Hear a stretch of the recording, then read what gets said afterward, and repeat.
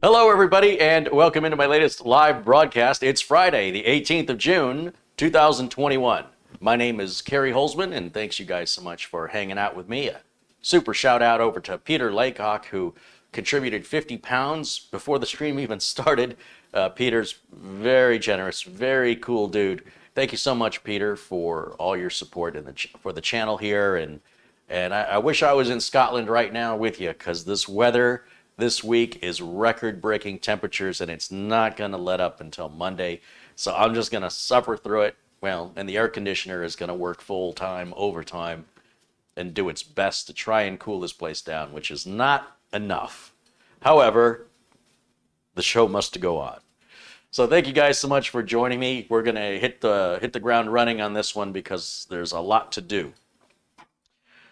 As we're well aware, there are a lot of part shortages going on in the silicon chip industry. Anything that needs a chip is most of it's very hard to get. I've had some difficult time getting some motherboards that I want. I like the H370, H470 boards, or even H460. Is it a 460? 465?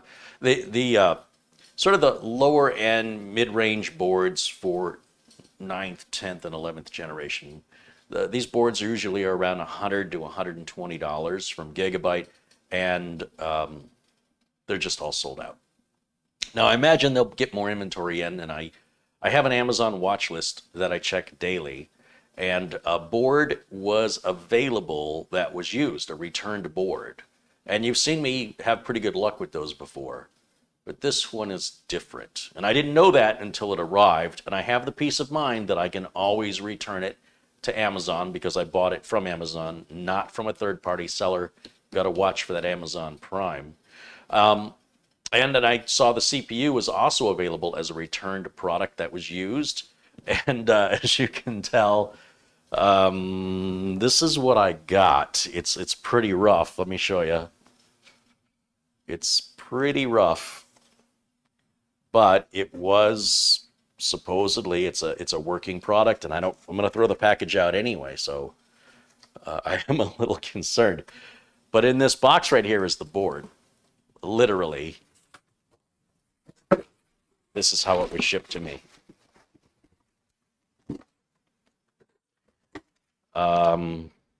These are not the standard SATA cables that come with a Gigabyte board. They're actually quite nice. We have the I/O shield. And then we have the motherboard. Okay, first of all, there's a couple things to talk about here. Let's see, we've got the owner's manual and the driver DVD. And this is exactly how it was sent. Let's talk about this for a minute. Looks like we do have all three of the M.2 screws, I think. Yeah, they all appear to be there, although that one appears to be a different design. I don't know. Let's talk about this for a minute, because I'm not quite sure everybody's on the same page with how returns work. So we're going to talk about this for a minute. First, though, super thank you and shout out to frequent contributor and super fan. Can I call you a super fan? I'm his super fan. Rick Lakes says hello and contributes $30. Hey, Rick. Thank you. Good to see you, my friend. And XRod666 with $10 says, what's up? What's happening, XRod? Thank you for your $10 contribution. Thanks, you guys. Thanks for keeping this channel moving. Appreciate that. Okay, returns. Typically, when you buy something, anything, I don't care if it's a drink, if it's a movie ticket, if it's a car, well, maybe not a car. Generally speaking, you have a reasonable period of time that you can exchange or refund your purchase. So for example, I was at the movies once. I went to the movies to see this movie. It just opened. Bought my ticket, full price ticket. And it's one of those screens, movie theaters that has 14 screens. And the screens on the very ends are tiny screens. My projector here is pretty much the same size as what they're doing. Anyway, so this brand new movie just came out, full ticket price, and they put it on a tiny screen. Now, I didn't know that when I bought the ticket. So I'm like, no, I'm not watching this big blockbuster movie that spent $200 million on special effects on a screen that's not much bigger than what I have at home. I wanted to see this on the big screen. This is why I came during opening week.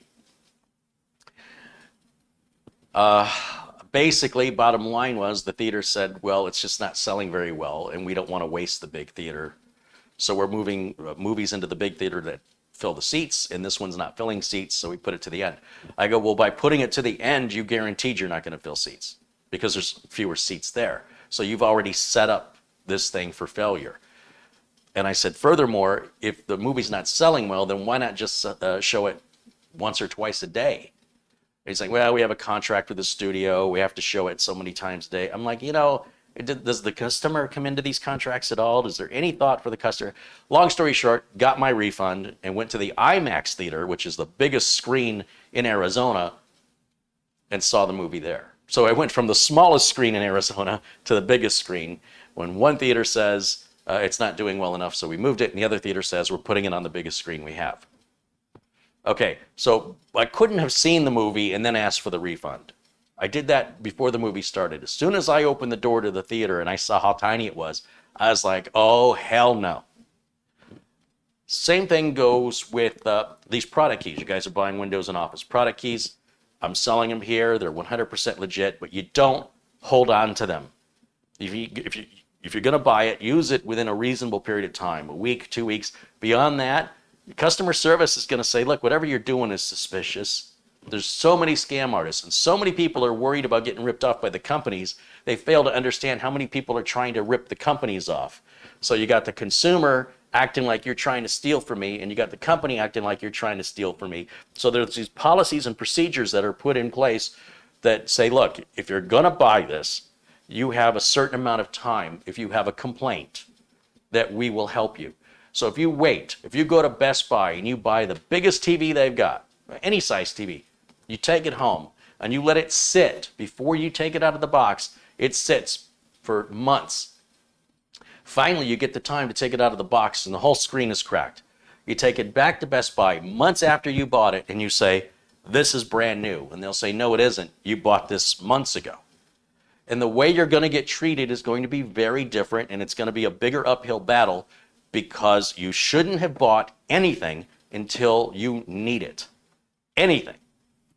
Now, the same holds true with prescription medications. You start hoarding up on your medications, they start to lose their efficacy, especially if they're not stored properly. That'll expedite that even faster. They will go bad. They won't harm you, but the potency of them is going to degrade over time. So if you got some medication sitting in a cabinet that's 3 years old, I can almost assure you it's at half or less of its potency now. That's how medications work. And if you've stored it where it's not temperature controlled, it's probably not doing much of anything when you take the pill, right? It'll just be completely ruined.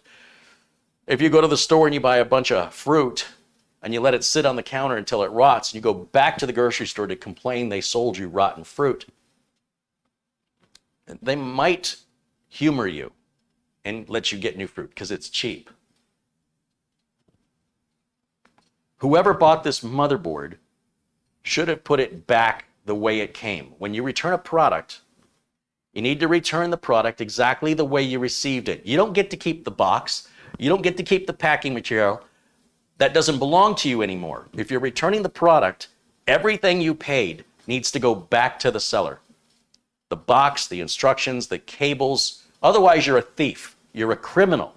If you take something out of a box and you throw the box away and you no longer have any of the accessories, and now you demand a refund because that product doesn't work and you don't have the box anymore, you're a thief. You're a scammer. You should eat that. That's your problem. You made a very bad decision. You should not have thrown anything away until you tested what you had and verified it was working. But here's the thing. Amazon is so amazing. Amazon allowed somebody to return this board basically the way you see it. and gave them, and most likely gave them a 100% full refund, even though the thief kept some of what they bought. But Amazon did it anyway. That's unheard of. Amazon, in my opinion, should not be doing this. And if they do this, then they should be destroying, they just take it as a write-off. Just throw it into a garbage compactor and crush it. We did that at Best Buy when I worked at Best Buy. If we had something we couldn't resell and it was written off, you couldn't just take it home and have it. By law, IRS, you've got to destroy it if you're writing it off. So now people are getting accustomed to this amazing customer service. And they think everybody's going to give them this kind of customer service. This kind of customer service is non-existent. I don't know any other company that would have taken this board back. At least not for a full refund. Other than Amazon. If you buy shoes at Zappos, Zappos is owned by Amazon, but that's irrelevant. Zappos has always had a 365-day return policy on their shoes if the shoes are not worn. So in other words, if you buy 6 pairs of shoes from Zappos and you're going to try them on one day and see how they fit you, Zappos is fine with that, no problem. And if you get distracted and you don't have time to try those shoes on for 6 months, finally you get around to it and there's 3 pairs you like and 3 pairs you don't. You call Zappos, you say, I want to return these 3 pairs of shoes. They say, no problem, here's a shipping label, send them back. As long as you haven't been wearing them and we can resell them again, no problem. But if you say, well, I don't have the box and the laces are a little bit worn out, Zappos is going to say, well, clearly you've used the shoes. And if you can't send it back the way that you received it, you won't get a refund. It's perfectly logical. When it comes to movies, music, or software, I dare you. In the United States, you buy music, movies, or software from any retailer, a big box retailer, brick and mortar store like Best Buy, and then try to return it. Try it. They're not going to take it back. No returns. We'll exchange it if it's bad. In other words, if you bought a CD and it's scratched, they'll exchange it for another identical one that's not scratched. But they will not refund your money because there are scammers, and there always have been, that will rent the movies and copy them and then return them, and get the CDs and then rip them and then return them. Even camcorders had a 15-day return period because people would buy the camcorder, go on vacation, use the camcorder, then come back to Best Buy and want a refund on the camcorder. People would come into Best Buy when I worked there, they would buy big screen TVs for the Super Bowl, and then they would return those big screen TVs after the Super Bowl.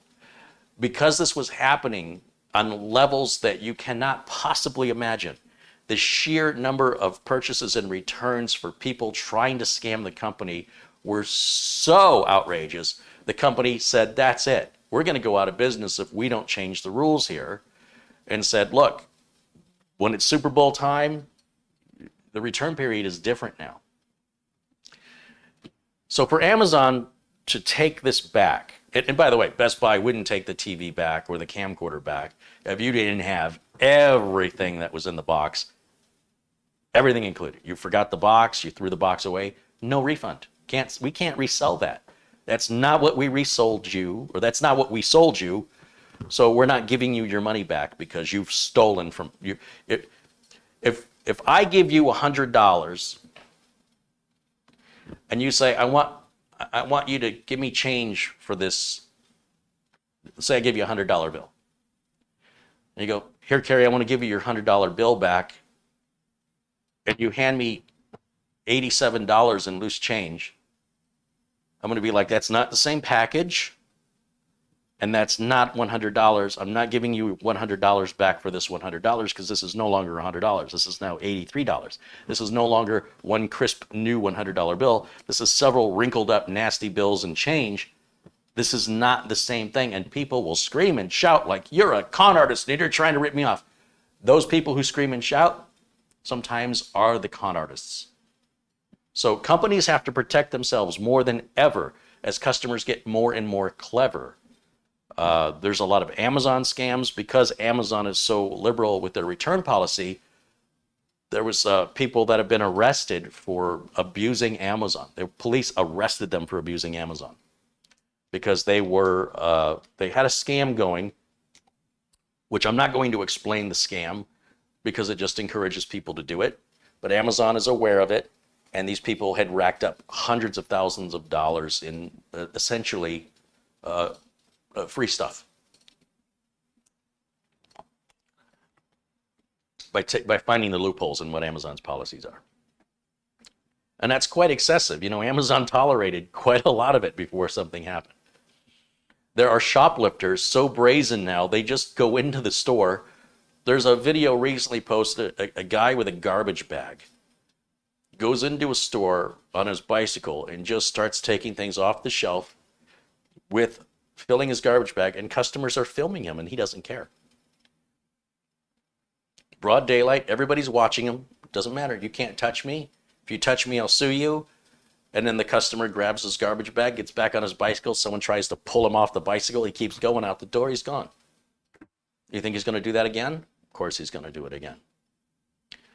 Companies that don't have security guards, like dollar stores, brazen shoplifting in dollar stores. Why don't dollar stores put security guards at the door? Don't know. When you see those dollar stores, if you're driving around and you see them boarded up, probably because the shoplifting was causing the company financial losses month after month after month, and they shut the store down. That hurts everybody because of one person's thoughtless greed. In the meantime, when I buy a used board off of Amazon's warehouse, I expect it to be in a box. I expect it to come with everything it came with. You know, on a motherboard, it's just a pair of SATA cables, an I/O shield, instruction manual, and the driver DVD. That's all there is. And of course, you need to have the little screws for the M.2 drives. And what it looks like Amazon did here is Amazon replaced the missing parts after they gave this customer a refund. Looks like the customer sent them back the board and the two manuals, nothing else. Nothing else. And it was missing an M.2 screw, and it looks like Amazon went through their parts, and Amazon has probably parts that are going to be destroyed because they're bad, and they said, well, we'll take the I/O shield from a bad board that we can't send back to the manufacturer. A lot of times, the way it would work at Best Buy is if we had bad equipment, something was damaged in shipping, it just couldn't be resold, it was broken, we did not send that back to the manufacturer because that would cost the manufacturer money to pay for the shipping. So the manufacturer said, we'll give you your credit and you must destroy the product. So I'm sure what Amazon has done is kept any spare little parts like this, and they've got it somehow categorized where they know these are the spare parts for this board and these are the spare parts for that board. And then they probably have like generic SATA cables that can be used on any board. The I/O shields are specific. And then if you look closely at the M.2 screw, it's obvious to me this was not what it came with. And I can pretty much assure you the customer didn't do this. But look at that M.2 screw.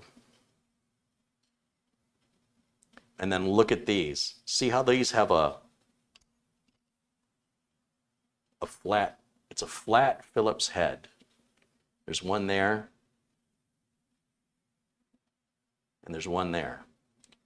But this one, the one the customer used, has a completely different screw, which I'm guessing Amazon has replaced. See, it's not a flat head, it's a round head. And that's not a big deal. I mean, that's not a showstopper. The problem is beggars cannot be choosers. I can't find these boards. This is the H370 HD3. My customer wants another one, and I did what I could to find it. Now, then I had to find a CPU. So they had these i7 9700K, so I want this to match all the other systems I built for them. So support's going to be easier. So it's going to have the 1 terabyte Intel 660p or 665, whichever this one is. And then the 32 gigs of T-Force, is this 32 or 16? This better be 32. Yeah, 32 gigs. So this matches the other 4 machines I've already built for them. And what I'm going to do is upgrade the machine I took the motherboard out of last week, or was it the week before? And we're going to install this so it matches internally with everything else. It'll have the same components.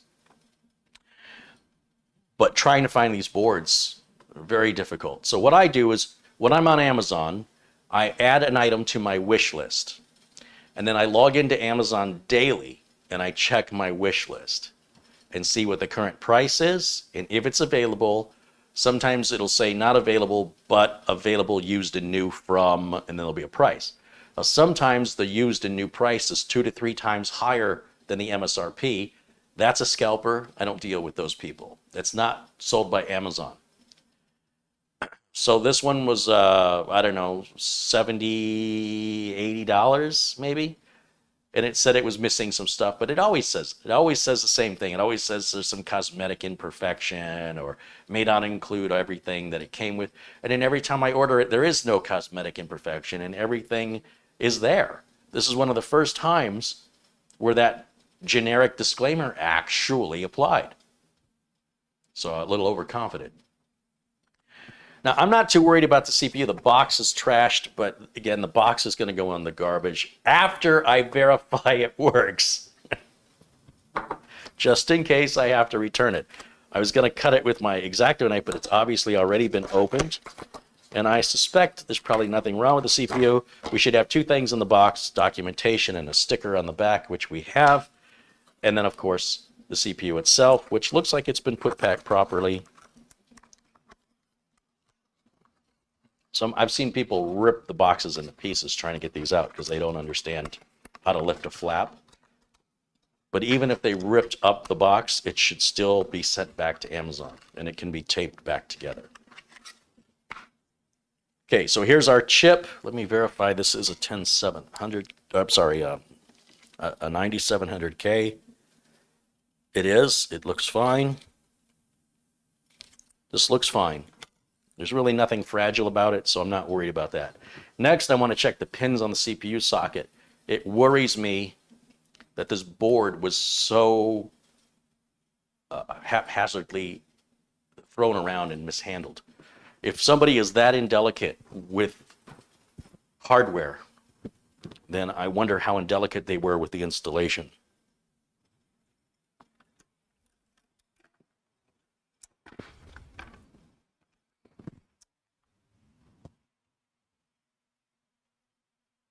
That looks good. I don't see any problems there.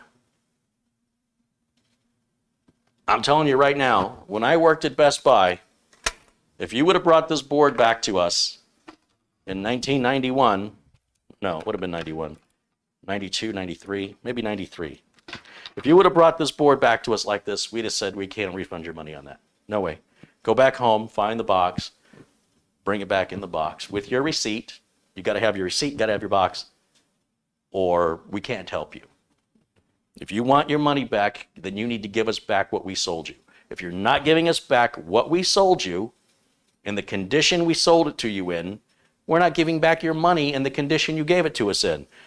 In other words, there were circumstances where if a customer complained loud enough, the manager would come down and go, okay, well, you know, the box is worth so much money. Everything costs money. Gigabyte's not getting the boxes for free. Gigabyte's not getting any of the components that you bought for free. So to dismiss the box as having no value, do you know how much a box costs? Go to UPS, go to FedEx, go to the post office, and buy a box.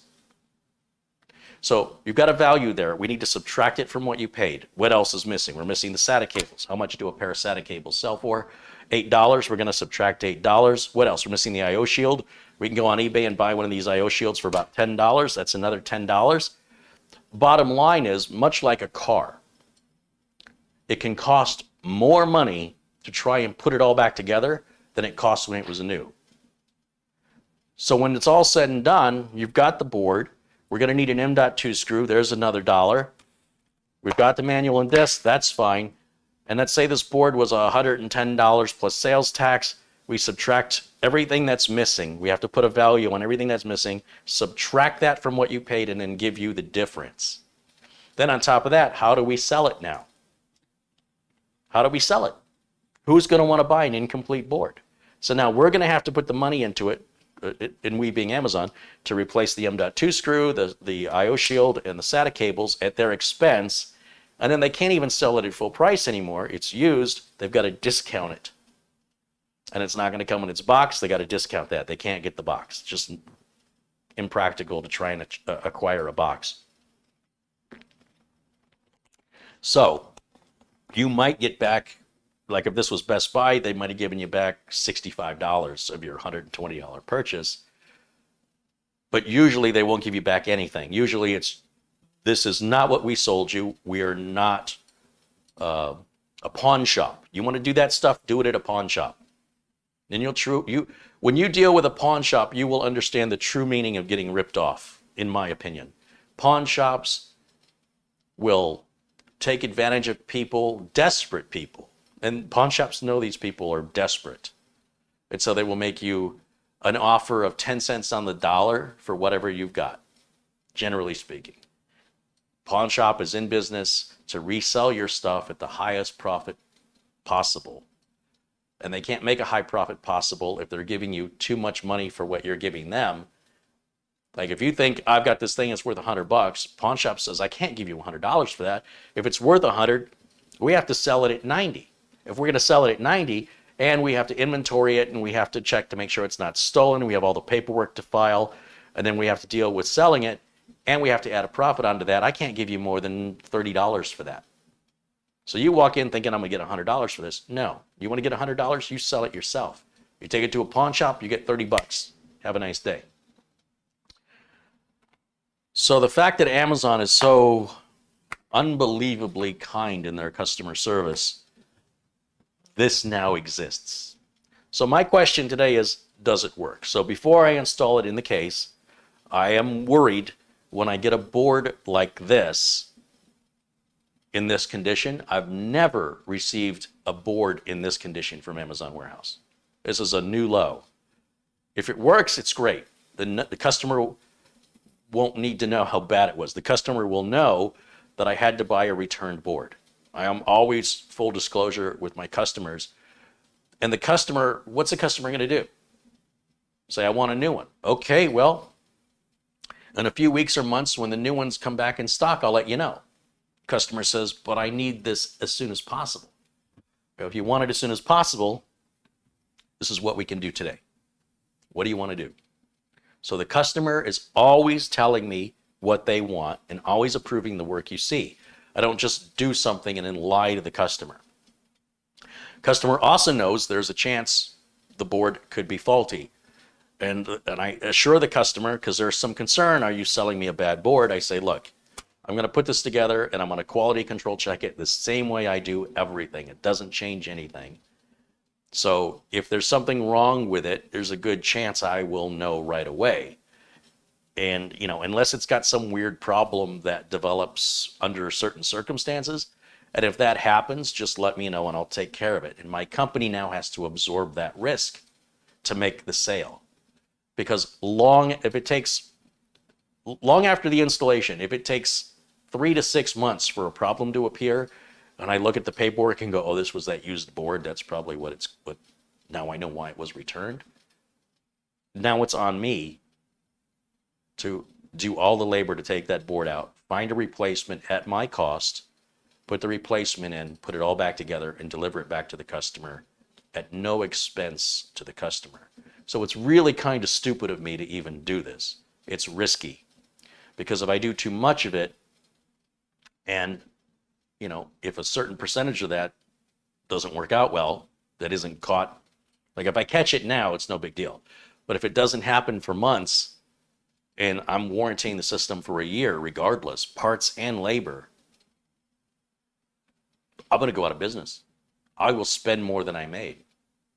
And I don't have a choice, because if I burn the customer, they won't come back, and then I'm going to go out of business. There's so many different ways to go out of business. And so making these decisions and judgment calls can make a huge difference in how successful you become if you're self-employed and run your own business. And that's why I'm just amazed Amazon would have even taken this back. Because if Amazon did this for everybody all the time, I can't imagine how much of that they can endure. And Amazon's got deep, deep pockets. It's all coming from investor money, but everything's got limits. So it'll be interesting to see how this plays out. So for now, let me go ahead and get the CPU installed in here, and maybe we can get the other camera set up and we'll get you some close-up shots. How about that?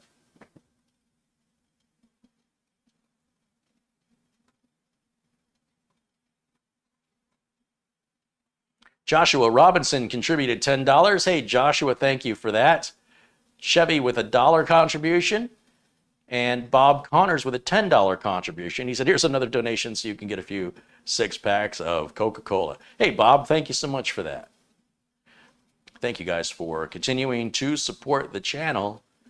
I have the same customer also wants another system, and I have the parts here for 10th gen. I've got 2 10th gen motherboards ready to go. And I told my customer, I said, when do you want to do this upgrade? And they said, well, January. I go, if you want to wait till January, that's fine, but I got the parts right now, and it's first come, first serve. And you've been a customer a long time, I'll take care of you. I don't want to pressure you. But if it's something that you can't pay for till January, you've been my customer for 18 years, I'm not worried about it. I'm sure you're going to pay me. I made a lot of money from them, so even if they didn't pay me, it'd be fine. But I just want you to know there's big part shortages. Finding the motherboards is very difficult. Finding some CPUs is very difficult. SSD prices have been creeping up. My 1 terabyte SanDisk flash drives that were $180 are $210. The 2 terabyte Samsung 970 EVOs that I told you about back in December, January were $250.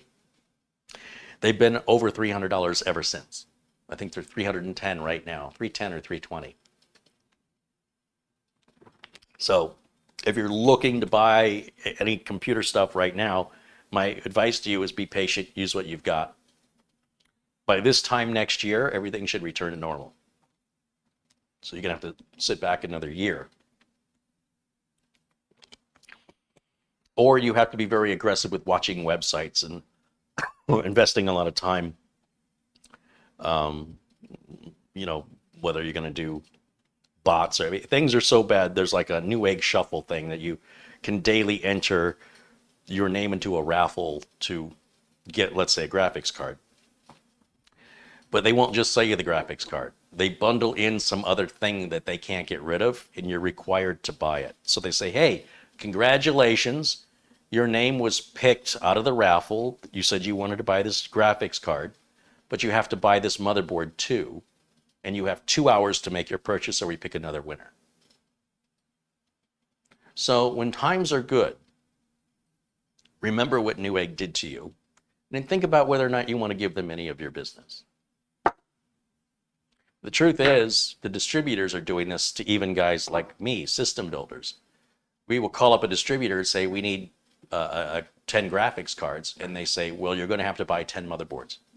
Well, what motherboards? Well, we've got this one and we've got this one. Oh, the crappy ones you can't move? I see what you're doing. Yeah, if you want to buy the graphics cards, you have to buy a motherboard with it, or we won't sell it to you. Okay, I'll remember that. I'll remember that. All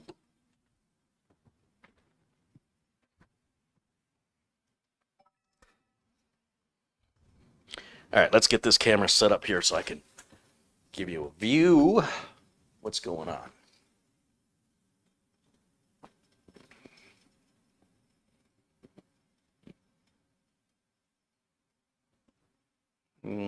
About there ought to be good, I think. I think that'll work.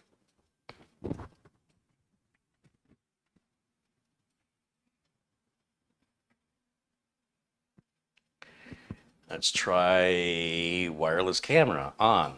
Is it working? Almost working. It's still initializing the wireless transmitter. There it is. There it is. Okay, so let's take care of business. Let's see how this is going to go.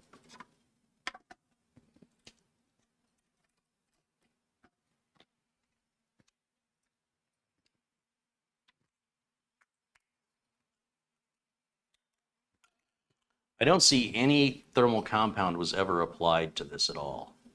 This may have been a situation where somebody who ordered it received it with this damaged box and said, oh, hell no, and sent it back,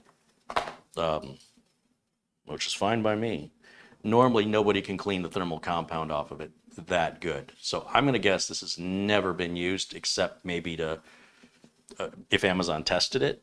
But even if they did, they didn't put any thermal compound on it. There's just no residue at all.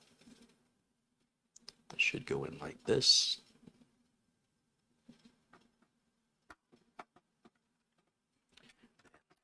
That's. We've got the solid state drive here. So we'll go ahead and put that in next.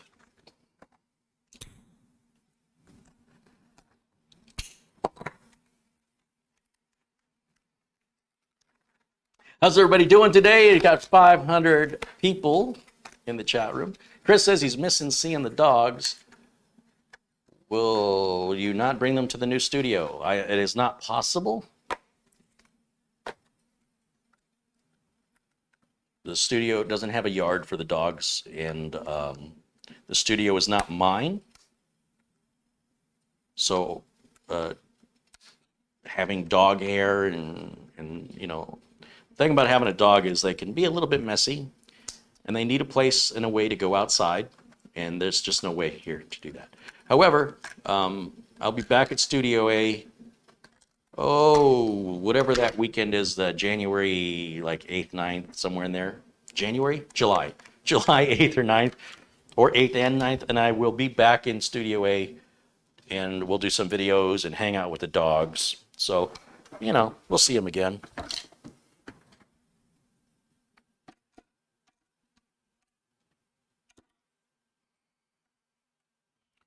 Okay, now I have to get my glasses because this isn't lining up right.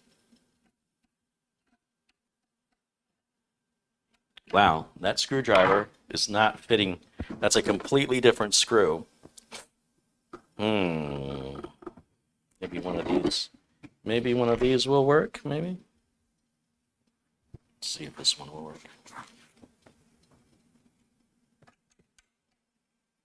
Nope. This is a new problem. I've never seen that kind of a screw before. Let's try something else. How about this one? Better luck here. No. Okay. Well, that's a showstopper, isn't it? Nothing. The head of that screw is extraordinarily shallow. So when it comes to stuff like that, I will pull out my precision bit set from iFixit, because they have a bunch of weird bits in here that might just be what we need. Let's hope.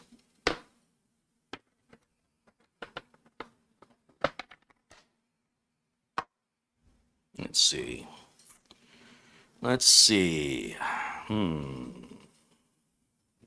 See, it almost looks like it would use this weird crosshatch thing.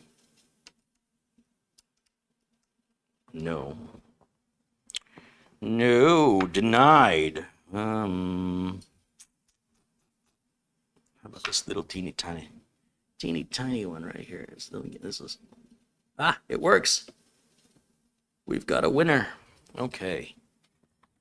That is the tiniest little Phillips. I didn't even know this was in this kit. That's crazy. So I'll tell you what I'm going to do, though. I'm going to take this horrible screw and now see this one, it'll probably just, it'll grab this one too. Oh, that's tight. All right, let's go this way. Somebody really torqued these down. Is this one torqued down? Yeah, they were tight, way too tight. We're going to take this one out there, and because nobody really uses this little Wi-Fi adapter here, highly unlikely this will ever get used, so we'll just put that one there, and I won't have to deal with that ever again. Problem solved. Then we'll put this in like so. Put a normal M2 to screw in there to resolve that. Now, if you're going to buy used components, I hope you have all the tools you might need. It's one thing for a computer technician who does this for a living to order stuff like this, because as you can see, I am prepared, even though I didn't know if I was going to have a solution. I had many options to choose from, and it wouldn't, if this kit didn't work, I have another kit I could have tried. So if you're not of that level, if you don't have a bunch of tools and you're just a hobbyist, and I would recommend you avoid buying used hardware at all, because that's where more technical skill comes in. If you're a first-time builder, especially stay away from used hardware, because that's sometimes going to require some technical expertise to diagnose or to get past some obstacles that wouldn't ordinarily exist. So if you do it anyway and you don't follow my advice and you have a problem, you were warned. Right? That's all I can do. I'm just going to tell you. Make your decision what you want to do. Now, I don't want to put a big third-party cooler on here if this board doesn't work. So we're going to grab a temporary cooler that I can slap on there real quick. And I'm not going to apply any thermal compound. Once again, I just want to make sure this thing boots. So I'm stepping off camera and looking through my little parts warehouse here. Feels like I'm in a warehouse.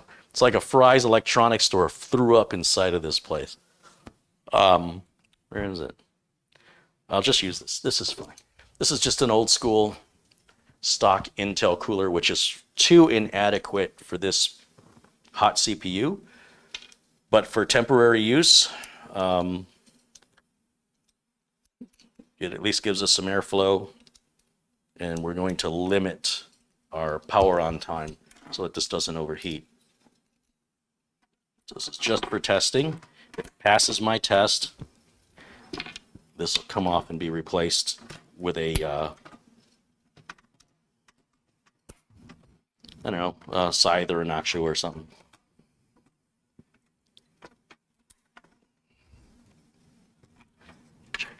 So all going through, 1, 2, 3, 4. And then I also will need to put a standoff here, as you recall, with these gigabyte boards. But again, I don't want to do that yet. I want to make sure that this will power up in post and put the latest BIOS on it if it doesn't already have that. And then obviously we need RAM. Now the RAM is brand new. So the only used parts here are the CPU and the motherboard.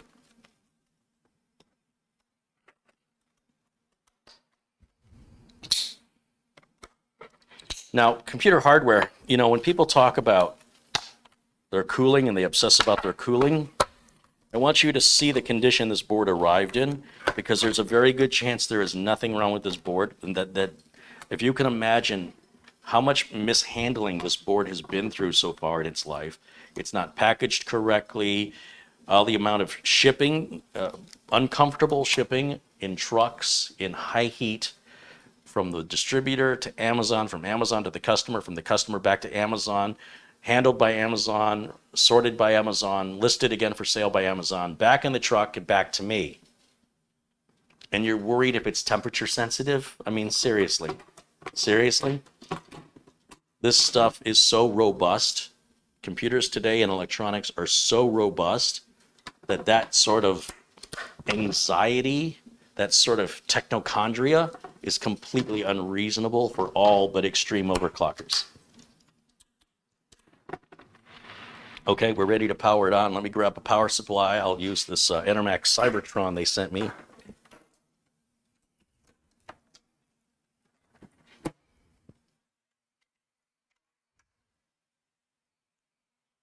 I kind of crack up sometimes when I see Gamers Nexus complaining about the airflow of a case. You can pretty much make a case out of anything and not have any design or understanding of thermodynamics, and your board is, under normal circumstances, not going to overheat. Even if if Gamers Nexus says that the case has terrible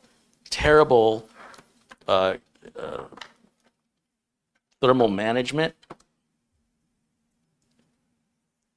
unless you're overclocking, it shouldn't make any difference whatsoever. Your CPU and your graphics card will run just fine. They might run a little warmer, but that doesn't mean they run worse. It's only if they exceed their operating temperature that you have a problem, and that would have to be pretty extreme. And in most cases, that's because people are pushing the hardware beyond its original design specifications. Now with the little tiny stick PCs, those little nooks, those don't have very good cooling, and if you push them hard with like Prime 95, they will overheat, guaranteed, because they're not designed for that. And the same applies to cars, by the way. You can't just grab any car and then expect it to tow a boat up a hill for 200 miles and then not have transmission problems or overheating problems if it wasn't designed to do that. So, you know, duh. Yeah. Let me get my power switch on there, and let's see what the story is here. There's Rockin' Rob contributing $5. He says, it's finally Friday. Hello, Kerry and the Blue Mod crew. Hope everyone had a fantastic week. Time to relax and let Kerry do all the work. Yes, I agree. Thanks for the contribution. Thanks for your kind words. Let's grab, what do I need? A power cable.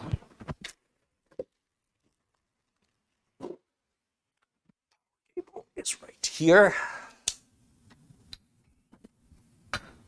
Switch is in the off position. We'll plug that in right here. I need a video cable, which I have right here. We'll plug that in to HDMI. And I will probably need a keyboard and a mouse. But before that, let me just power it on and see if it'll post. So we'll flip the switch on the power supply. Let's go to the HDMI input feed.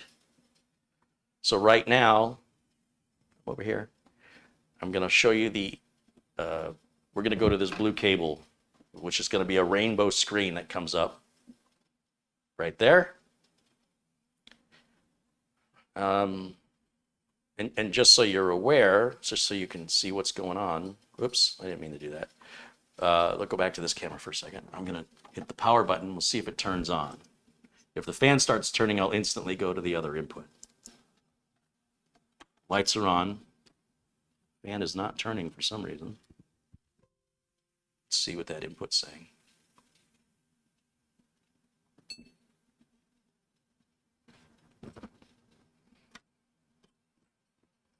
This might be a bad CPU fan. We're on BIOS version what? There goes the CPU fan. Okay.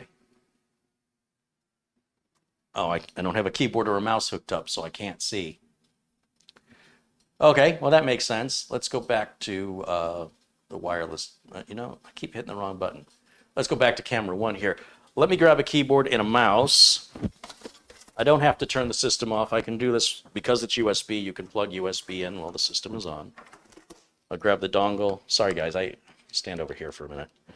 Grab the dongle.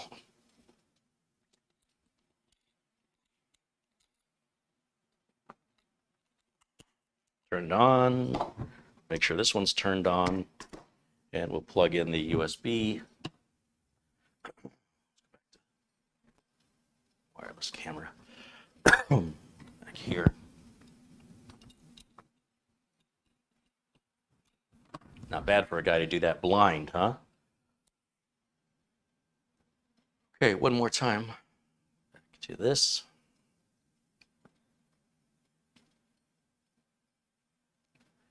Let me make it full screen so I can see what you guys are seeing. F15E, I believe, is the latest BIOS version. You check the date and time. We're good there. I mean, it's not right, but it's not going to prevent Windows from installing. And let me load BIOS defaults just to make sure that the previous owner didn't do anything they shouldn't have. And then we will save and exit.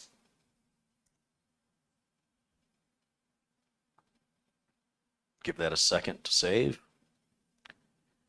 And I'll grab my Windows 10 installation USB. I'm waiting for the machine to boot up back into the BIOS. Perfect. And we'll go back to the wireless camera for a second here, and I will install.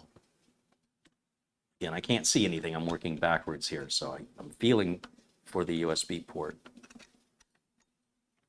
Obviously, I would have to be in front of the camera, and you'd be looking at my back if I had to do it the normal way. That's plugged in. So now we'll hit reset. Well, that was power. I'll hit reset.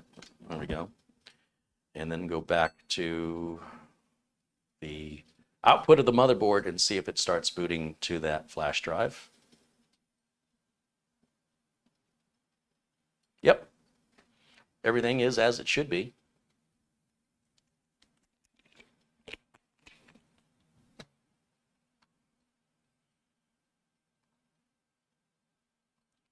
So we'll go to next, install.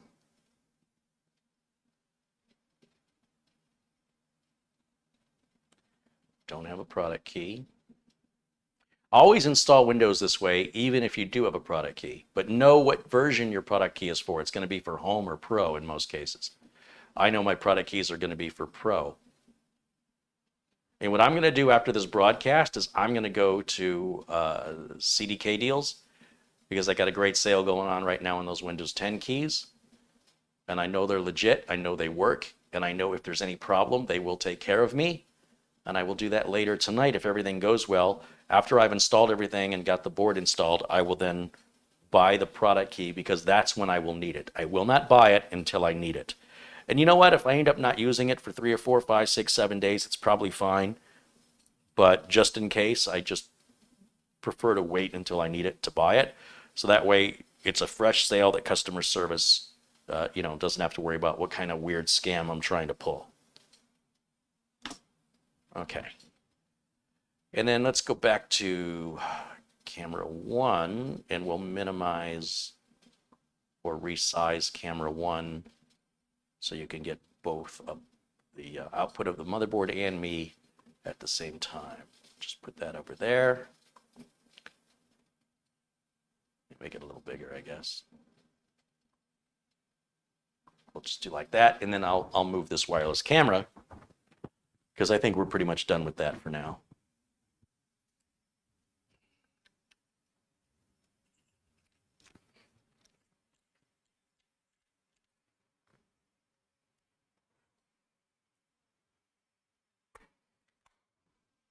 I like to turn it all off because it's all battery operated, and if I drain the batteries on it and then I, realize 2 or 3 hours from now I need it. Ooh, that was quick.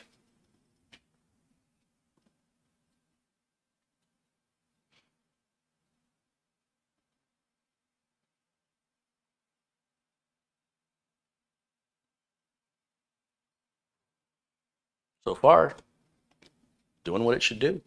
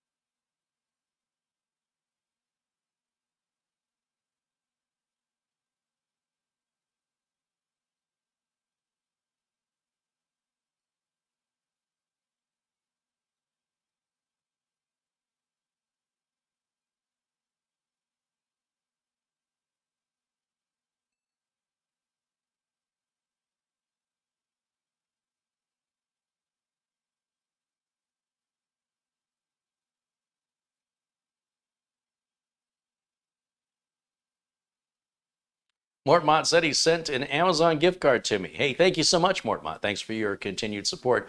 I can definitely use that Amazon gift card, I can tell you that. I've been ordering a lot from Amazon as it's available. That's the problem. When Amazon has something, you gotta, at least the stuff I'm looking for, I gotta act on it really quick. So if I have those gift cards, You know, the Amazon gift cards can sit over a year and they're still valid. But otherwise, if I don't, the inventory and the price only is around for moments, so I'll pay for it however I have to, which means out of my checking account usually, or my PayPal account.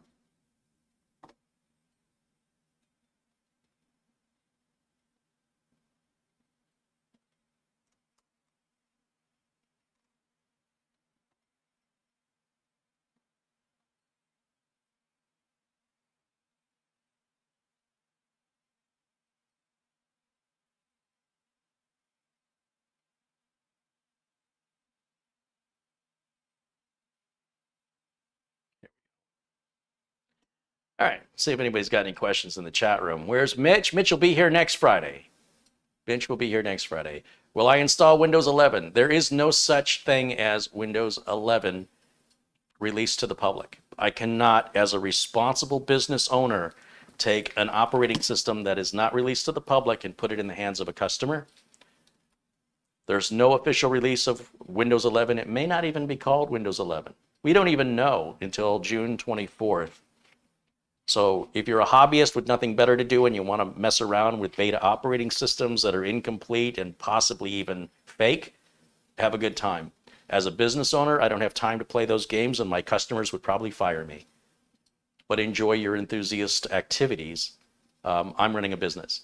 Paul O'Brien contributes €1. Geez, Kerry, I'm just talking to myself. You're a little snobby about that. Well, yes, it's disrespectful.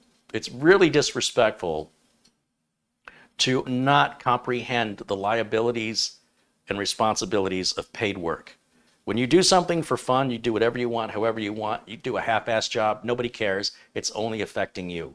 When somebody pays you to do something, you are now you're agreeing to get sued if you don't do the job you agreed upon. You are agreeing that you will be held financially accountable for any damages that incur as a result of the work that you agreed to do. So if you agreed to replace the roof on a house and you don't know how to replace a roof on a house, but you agreed to do it in exchange for money, and then the roof collapses and kills somebody in the house or causes damages beyond the value of the house, you will be sued. And even if you don't have the money, they will prevent you from buying any property. And if you work for somebody, they will put a lien on your paycheck until that debt is paid off. Now, if you're a homeowner and you want to fix your own roof and the same thing happens, yeah, that's your problem. So, yeah. When Windows 11 is announced, I don't know when it will be released, but it just appears to be a theme update to Windows 10. So it's still Windows 10, regardless. And we don't know the name of it. It may not be called Windows 11. It might be, but it might not be. All right, what other questions do we have? Nigel contributes £1. Hey, thank you, Nigel.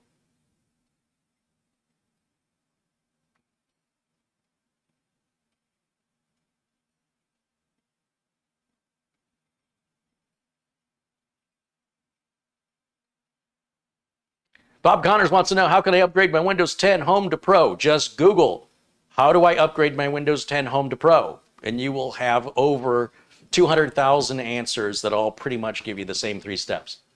That's how easy it is. So those kind of questions, you can just Google those. That's just common knowledge. My experience won't help you with that. Common knowledge, if you want to know what year Abraham Lincoln was assassinated, what day, that's all common knowledge. Stuff like that, you just Google it. It's all right there. It's real easy. I don't know why anybody would ever want to go from Home to Pro. I think 90% of the people who go from Home to Pro are wasting your time and your money, and you should just leave it alone. That's what you're probably not going to find on your Google search. That's where I can help you. If I advise you as a customer, I would ask you, for what purpose do you want Windows 10 Pro? And if it's just, I don't know, then you don't need it. And since I work for a living and my time is money, I don't want to spend time helping somebody do something they don't need to do that offers them no benefit. It doesn't make any sense for me to do that. I can't make any money on that. And it doesn't make any sense for you to spend your money on it. So my advice is leave it alone. But if you insist on doing it, you can Google it and there's instructions on how to do it. Rick Hubbard with £5 contribution. Hey, Rick, thank you. Thank you so much, as always. Let's go ahead and get the internet plugged in here and we'll get these updates going. Okay, let's do that now. I will never understand why so many home users will see something online, they'll see a TV commercial, oh, I got to have that. Why? I don't know. Now, I'm a little guilty of that. I mean, I want a Tesla. I want a Tesla Model 3. I have no need for it. I absolutely have no need for it, but I just want it. And you know what? Sometimes people just want stuff. And if you just want it and you don't have any reason, that's fine. But that's not usually very beneficial in an education channel as somebody who's teaching to advise or condone to others that it's in any way a good idea or that it's practical or makes any sense. There are some exceptions where people need Windows Pro. But those people generally who need Windows Pro knew they needed it when they got the computer. They didn't need it 2 years into ownership. Now suddenly I want Pro. Chances are they saw something, they saw a YouTube channel, you guys see me install it. These are all going to businesses, and even if they weren't, all my Windows 10 Pro licenses cost me the same amount of money as Windows 10 Home licenses. So if the customer doesn't need it, it doesn't make any difference to them. But if the customer's already got Home and they go to Pro, well, it leads to these problems, right? You've already created a problem just wanting to know how to do it. You had no problems. I'm assuming your computer runs fine, and now you want to break it. And I'm not going to help you break it unless you have a very good reason to take on that challenge. And again, you might want the challenge for personal reasons. You might want the personal experience to see how it's done. That's great. That's what Google's for. So I appreciate the question, because for people that have questions like that, where you want to take a perfectly good working computer and find a way to break it, Google is your friend. I'm not the guy who's going to help you break your computer. Mendel's Photography contributes $5. Kerry Holzman, there has been an issue with the search bar on Windows 21H1. I don't know. Not to any of my clients. I've installed it over 100 times. There's been no issues. Love to catch live when I can. You can, look, you ever read the astrology section? I was going to say of a newspaper, but people don't know what a newspaper is. If you read the astrology and you go, okay, I'm a Cancer. Let me see what my horoscope says. And there'll be parts of that horoscope will be, well, gosh darn, that does sound a lot like me. How's that possible? But then I look and I read Aquarius and I read Sagittarius, and I'm like, wait a minute, part of that sounds like me too. In fact, pretty much every one of those, there's a piece of it that I can identify with. So it's not very specific as far as I'm concerned. Hold on a second, let me get this started. We're going to go to Windows Update before I lose my train of thought. Let's update this. Oh, yeah, we got a lot of updates. Okay, where was I? Oh, so anyway, talking about horoscopes, astrology. If you want to look for something that doesn't exist, you can find it on the internet based on other people who also claim that something that doesn't exist exists. In other words, let's say you're having this weird problem where your search bar isn't showing up. You're saying, hey, this is a known problem. Apparently, it's a known problem for a very tiny little bit of the population of Windows 10 installers, people running Windows 10. It is not a major problem. Microsoft has not rolled back or recalled the update. So for the vast majority of users, there's no issue. It is not a known issue in the sense that it's going to affect anybody but the rarest of individuals.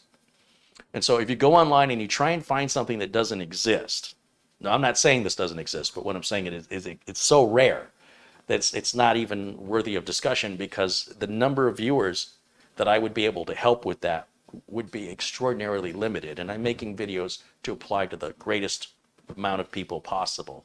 Not trying to fix an individual unique problem that you and maybe 4 other people on the planet have. Now, I'm not suggesting that problem has 4. It probably has hundreds, maybe thousands of other people that are affected by it. But on the scale of 7.5 billion people, it's nothing. It's nothing to be worried about. Now, I can tell you from personal experience, never had the issue. If anybody would have an issue, it would be Mike Smith. Mike Smith hasn't, as far as I know, had this issue. Mike Smith has Windows Update issues all the time that I never have. So if anybody was going to have it, it'd be Mike. I've not heard Mike talk about it. And I'm not saying your issue doesn't exist, but I am saying that if you experiment, if you go to Google and make up a problem in your head and Google it, there's somebody out there that says they've got that problem too.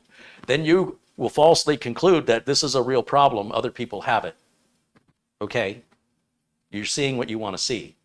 Again, it doesn't deny that you're having a problem, but the severity of the number of people that are suffering from that problem is not what you believe it to be. Otherwise, I'd be making videos to help people, since it would be affecting so many people. I'm not going to make a video on something that just only affects a little teeny tiny amount of people. That's just not what I do. People pay me. That's the difference. When somebody needs my personal attention for their specific problem that is unique to them, they pay me for that. And I go and I help them with whatever they need. And I become their servant, and they pay me for that. But when I'm making educational videos for the public, I'm trying to cover topics that affect the greatest number of people possible so I can achieve the biggest number of viewers. And I'm not doing it for any one viewer. I'm doing it for everyone. But if a single viewer wants my individual attention, they can pay me for that the same as my customers pay me for my individual attention. And that's just business. That's just, not possible for me to individually help every single viewer. I wouldn't be able to get through helping everybody in 2 lifetimes. So there's got to be a way to triage that and to treat people fairly and to make sure that the people who are paying aren't feeling like they were ripped off because I was helping somebody else equally without getting paid. That's not fair. It's not fair to me. It's not fair to them. Oh, what do we got going on here? Let's see. Still doing updates, it looks like. Get that screen a little bigger.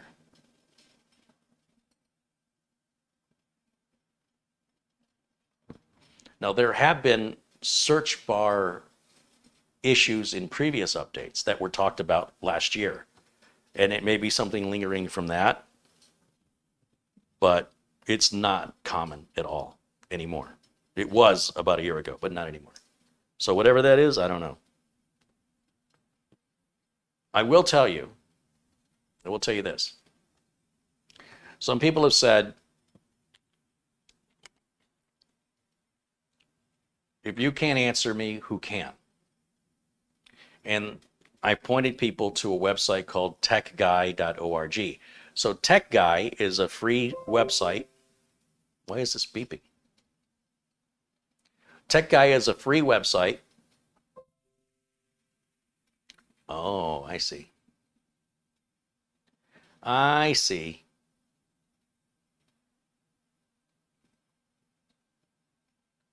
Okay. TechGuy is a free website with volunteers. And the volunteers are just ordinary people. They're not necessarily techs or anybody with experience. They won't necessarily use their real name, and they may not even give you a real answer because they might think it's funny to mess with you.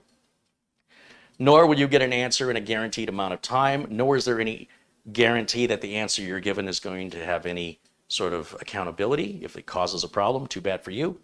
You get what you pay for. It's free help. If somebody answers you whenever they decide, that's when you get an answer. If the answer is good or it's bad, that's what you get for free.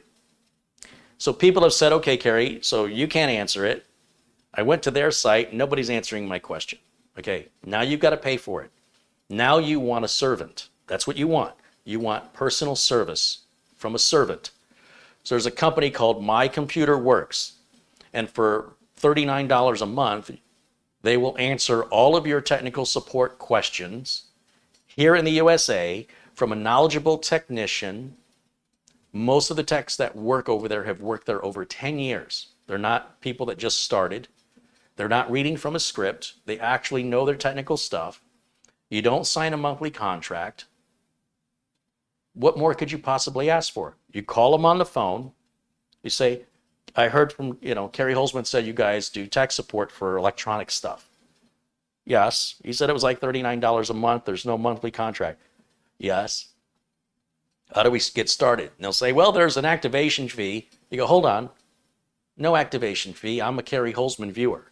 They go, okay, you're right. No activation fee for you. Thank you for letting us know. So how does this work? Well, we're going to take your payment. And then for 30 days, you can call us as often as you want with as many problems as you have. And we will help you over the phone or remotely. And we're real. We're not contracting out to another country. We're not hiring people that are reading scripts or actual knowledgeable technicians that speak without a difficult to understand accent. They talk just like you and I talk here in the United States. They're very easy to understand. They're very friendly. They're very patient. And if you don't like it, demand your money back. But you will get a guaranteed answer within a certain frame of time. That answer does hold liability and accountability because you paid for it. And if they do a good job, and this is why they don't have contracts, if they do a good job, then you'll want to renew next month to continue using their service. Most of their customers renew month after month on an average for 4 years. And they will tutor you if you need tutoring. No problem, cheerfully and happily. Don't believe me? Try it and see for yourself. I'm telling you, I haven't seen a tech support company like this in 25 years. I didn't even know this existed because everybody's about the money, money, money, money. Tech support is let's get you off the phone as quickly as we can. This company doesn't do that. This company actually cares that they solve your problem, that they do it in a patient and understanding way, and it will take as much time as it takes to make sure that the problem is solved and you're happy. And then they don't do the month-to-month contract because they don't want to lock you into something you don't like. If your 30 days expires and you still want to use them and have that to fall back on, if you have a computer problem, you don't know how to use your TV, you don't know how to use your phone, they will help you with that. And you call as many times as you want. No limit. $40 a month, $39 a month, $40 a month. Waive the activation fee, money back guarantee. So, USA only, but you have a solution besides me that's better than free support for all the reasons I said, and it's very affordable, and it's all you can eat. So I hope to partner up with them. All the feedback I've gotten from you guys so far, you guys have been blown away, absolutely amazed. Even the most skeptical of you that have tried them have said, these people are incredible, and I'm going to recommend them to the people I know, my parents, my coworkers. I've got it in writing. I'll tell you what I don't have in writing. I don't have anybody complaining. Nobody who's tried them has a negative thing to say. Because the worst case scenario is they're going to refund your money. And you could say, well, they didn't help me, but at least they gave me my money back. That's the worst that can happen. So if you want to get whatever problem you have fixed, specifically your problem, they will help you on an individual one-on-one basis. mycomputerworks.com. Check them out. Look them up. They've been around 16 years, more than 16 years. And the great thing is, they're located right down the street from me. So if I find out they burned any of you, I will go down there and I will walk into the CEO's office and I'll turn my camera on and I'll say, you and I are going to have a talk and we're going to show the whole audience, you explain this. I guarantee that's never going to happen because I've talked to the CEO and he's got very high moral and ethical standards. That conversation will never happen. But it feels good knowing all I got to do is go right up the street. But I know I'll never have to. That's how good they are. Seriously, I'm not exaggerating. This is tech support like I haven't seen in 25 years. I didn't even know they existed. Chances are you didn't know they existed either. So if you're skeptical like I was, I challenge you. Try them out. It's a $39 risk. And if you hate it and you want your money back and they don't give it back to you, you let me know. But more than likely, you're going to love it and you're going to realize $39 was way too little to pay for the service you just got. And you can continue to call them for the next 30 days from the time you start that subscription. That's amazing. But if you still want to use free support, techguy.org is still there with no liabilities and no guarantees. Choice is yours. You know, it takes a lot to impress me. There's so many wannabes and hacks in my industry. It's very difficult sometimes to acquire new customers because they've been burned so many times. How do they know that you're not going to burn them? I get it. I totally get that. It makes life difficult for us, real working technicians that have liability, working technicians that have decades of experience. Customers don't know that. You can show your customer your certifications. I know techs that fake their certifications. No customer I've ever met has checked on the validity of any claim to certification. Never. And employers very rarely do it. If anything, employers require the employee during the interview process to provide the proof. The employer, in most cases, doesn't pay a background check company to look up your certifications because there's no one single repository for it. Like if you wanted my high school diploma, you'll never be able to get it. You won't be able to get my high school diploma. The only place you're going to get it from is me. I have a copy of it. If you want my A+ certification, you're not going to find it in any sort of A+ database. I have it, and I can provide it to you with my A+ certification license code. Nobody has ever asked me for it, ever. One company, let me rephrase, one company did want my diploma, my high school diploma, and they wanted all of my certs and asked me to Xerox or copy them and fax them over. This was in the 90s. It's never happened since. But what happens is there are people that fake this stuff, and they can even fake the information. You can fake a high school diploma real easy and send it, and they won't have any way to know that that's fake. There's no way to know. You can fake your A+ certification. There's almost no way to know. Nobody's going to take the time to research it. But if you start doing something suspicious on the job that opens an investigation, then they can sue you for misrepresenting yourself and lying. And if you sign an employment contract based on the fact that you provided true documents and those documents were not true, there could be legal repercussions for you if you're caught. But for the most part, you can just make that stuff up. Find somebody who's got one. You probably find pictures of them online. Use the same font, put your name in their place. You're good to go. And I'm not telling you this to teach you. I'm telling you this to warn you. There are a lot of unscrupulous so-called techs out there doing this kind of nonsense. And since it's so hard to verify any of it, it makes it hard for those of us that actually have it to be able to prove it. So it works both ways. Thank you, scammers. Scammers are ruining this world. We're at a point now we can't tell real from fake anymore. And it's going to get worse before it gets better. And I suspect it's because of the worldwide information dissemination. And I think eventually we're going to go back to just what's going on in your local community the way it used to be, because at least you can verify everything you're being told. If they say, hey, the library burned down, you can look in and see if the library has burned down. But if they tell you there's a fire in another state or in another country, maybe there was, maybe there wasn't. And it's going to get so bad, I think, that this worldwide news thing, this trend is going to end, because people are going to realize so much information is fake that it's making it difficult to know truth from fake, truth from fiction. And if you stay to your local community and just close off everything outside of that, then you can verify everything you're being told is true. I think that's the way that the United States is heading.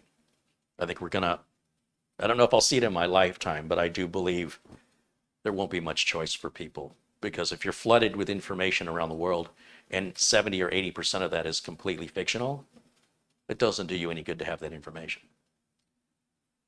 And then it'll affect your life in other ways, where you just won't believe anything anybody ever says ever again. You won't believe what your own family member tells you. You won't believe what a police officer tells you. You'll just be skeptical of everything.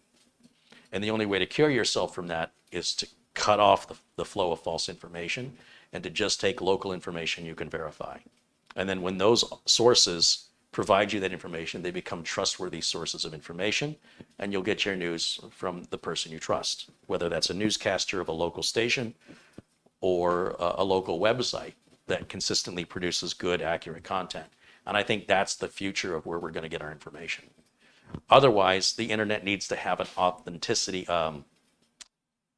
There needs to be some kind of checking in place, checks and balances, so that we can trace back the authenticated source of that information and hold them accountable for any damages it causes.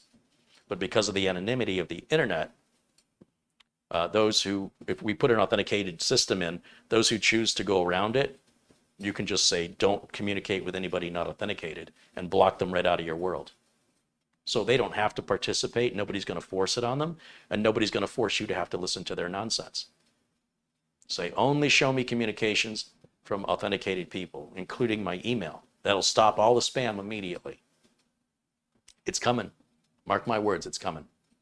This has got to stop. And it will get worse before this happens. Tim's PC contributes 50 Australian dollars. He says, hey, Kerry, thanks for inspiring me to follow my dreams. Hey, good on you. And so you should. What are you doing? What are your dreams? What have I inspired you to do? And thank you for your contribution. There's John Kennedy in the chat room. Kerry built me a computer in 2013 and it's still going strong. We should upgrade that, John. You've been building your own now, haven't you?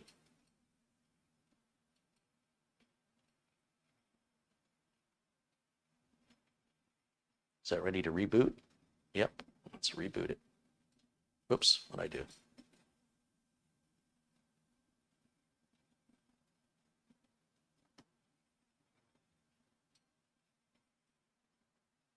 Are there any pros or cons using rapid mode on a Samsung 870 EVO on a laptop? That's from Kenny in the chat room. Kenny, try it. What are you afraid of? Why would you not turn it on and experience it? Sometimes people ask questions like, I'm a soothsayer, or I have a crystal ball. I don't know how you use your computer. I don't know if you're going to notice it because I don't know what you notice. But here's what I do know. It's 2 clicks and a restart to activate it. And if you don't like it, it's 2 clicks and a restart to deactivate it. There's no reason for you to not try it. And then you will know, not based on anything anybody told you, you will know from real experience if that benefits you or not. That's my advice. Stop talking about doing stuff and do it. Just do it. There's no reason not to try. The great thing, sometimes people make fun of me if I make a mistake. And I'm like, well, I'm doing something. And by making that mistake, I'm learning. Now, if I keep making the same mistake over and over again, that's different. But I hope I'm making better mistakes. Talking about doing something kind of bothers me because there are people who talk and there are people who do. Instead of telling me what you want to do, show me. And especially if it involves zero risk and that you can have your answer in less time and have a more accurate answer through personal experience than the time it took to write that question and the time I've already spent explaining it. My encouragement for you is stop being afraid. Just try it. And if you have any problems, I'm here to help you. But I cannot help you with problems you don't have. And I cannot anticipate problems you will have. I could be here all day talking about problems you could have. Probably none of which will I. So when you have a real problem, I'm here to help. But if you're speculating, will I have a problem if I do this or that? I don't know until you do this or that. Nobody can tell you. So do it. And if you have a problem, let me know. I appreciate the question because I get this a lot. And as you can tell, it's getting under my skin. If I go outside, will I trip and fall? Maybe. Will I ever accomplish anything in life if I just talk about the things I want to accomplish in life? No. Is it possible for me to break the world record for the, I don't know, 5 kilometer run? Yeah, you can break the record for the world kilometer run if you practice and train for it. Yeah, but what happens if I trip and fall? Will I hurt myself? Maybe. So if I don't try, then I won't fall. And if I don't fall, then I won't hurt myself. So I guess I won't try. If you want to go through your life as a spectator, watching other people succeed, and you wonder what they have that you don't, they got off their butt and did something, and they weren't afraid to fall and hurt themselves. You get over it. You'll heal. It's magical. The body does it all on its own. You don't have to do anything. If I go outside, can I get hit by a car? Of course you can. Even if I'm on the sidewalk? Yep. So I guess I'm not going outside anymore. It's called freedom. Please, enjoy your freedom. People killed for it. People died for it. And now you're afraid of it? Come on. Stop looking for guarantees. I encourage you to experience your life. And if anything relating to your computer you have screwed up and you need help, we're here to help. But your fear of screwing it up is holding you back from success and growth and education.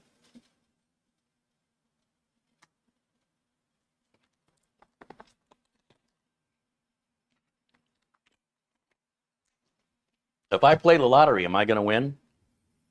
Maybe. Or is it just a waste of money? I don't know. And when I go to the 7-Eleven and buy the lottery ticket, might I be involved in a mugging or a holdup? You might.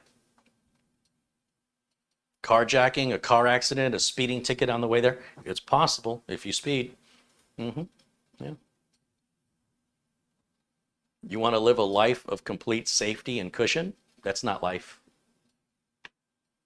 Maybe watch a documentary about how wildlife lives in Africa. Watch a lion take down a gazelle and eat it while it's still alive. That's life. It isn't this fabricated thing man has created with this illusion that you're in Disneyland and you can avoid all failure and all pain. It's your choice if you want to live it that way, but you're not living. Boy, we sure went a long way from turning on rapid mode. But I'm saying it's like a disease. It's that thought process. Stop thinking that way. Be bold. Live. You're alive. Live, damn it. Live. Come on. Don't do stupid things, but you can take calculated risk. I've jumped out of an airplane, but I had a parachute. It was a calculated risk. No guarantees. It was risky. Worth it. You'll never know how amazing that experience is to face death like that and walk away from it until you've done it. I cannot even begin to explain the emotional adrenaline. It's nothing else in my life compares. And it's impossible for you to understand that until you do it. And maybe you don't have any interest, and that's fine too. My gosh, I wish everybody was pushed out of a plane with a parachute once in their life. Maybe that's what it takes to get some people to start living. One of the best things I ever did in my life was jump out of that plane. If you don't have an appreciation for your own mortality and time ticking, that will give it to you. And it will probably be so impactful to you, you will hold on to that for the rest of your life. That's why I think everybody should do it. So think of me like a tough drill sergeant. It's tough love, right? I am pushing you because I believe in you more than you believe in yourself. And you are capable of doing so many great things if you would just get over this unreasonable fear and stop being afraid. But don't take it overboard. Don't swing that pendulum so far that you're doing foolish and irresponsible things. But don't be afraid to fail. Don't be afraid to break it. Unless you don't want to take responsibility for what you broke. But whatever you break, you can fix. Even if you need a little help, you can fix it. I promise you can fix it.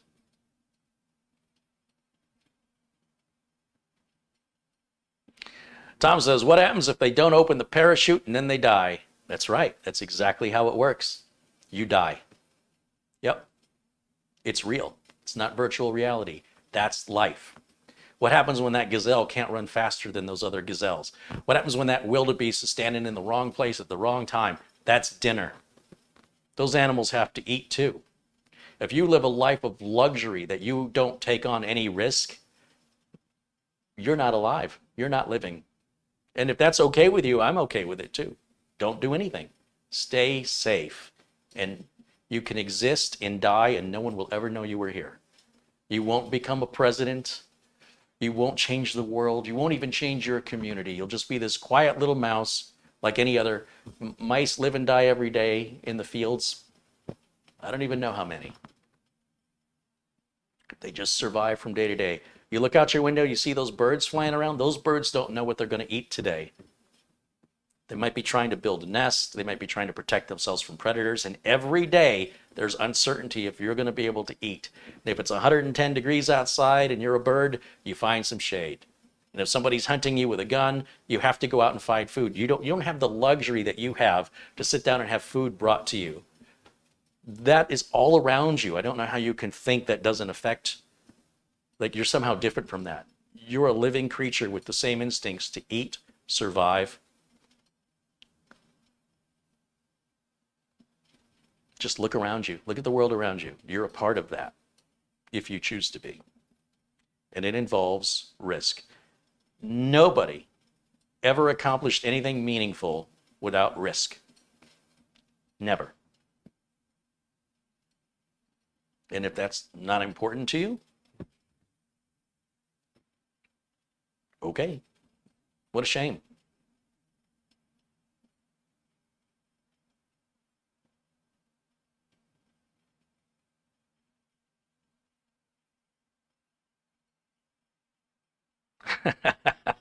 Evolutionary Mishap says, I took a lot of risk when I was younger, and my body reminds me of it daily. For sure, yeah. But you know, I got news for you. Whether or not you took those risks, your body probably would be around the same shape. It depends what it is. But, you know, I've got scars, and I've got scars for really stupid reasons. I got a huge scar under my chin just because I was looking behind me when I was riding my bicycle and ran into a parked pickup truck and slammed my head right up against the back of the truck, and the tire went underneath the rear bumper, and I collided so loud that people in the house that the truck was parked in front of came out and asked me if I was okay. There was no reason for it. There was no reason for that to happen. I distracted myself while I was booking it. I was moving quickly. I thought I recognized somebody, and then bam. It's not like the parked truck suddenly appeared. It had been there the whole time. I only did it once. That's the important part. That's called living. Nobody said when you get older, you're supposed to be in the same shape as when you were younger. When I die, I want to burn the wheels off the car. You understand? I want to have driven that car so hard and lived my life so fully that everything's broken. That's the life I want to leave behind. That's the condition I want to be in at the end.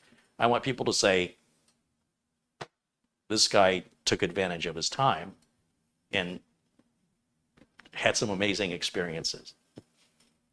I still want to die at an old age, but I can tell you some of the youthful indiscretions of my youth were pretty stupid. And those kind of risks, some of those I should not have done. But I survived it. So I got scars. Those scars are reminders. Those of us who have no scars, you've never lived. You haven't lived. You're missing a big, big part of life, and then you're rewarding yourself as though you've done something successful. You've not. Not in my opinion. Look how I managed to get through life without doing anything. Okay, well, you obviously don't take any risks. What a shame.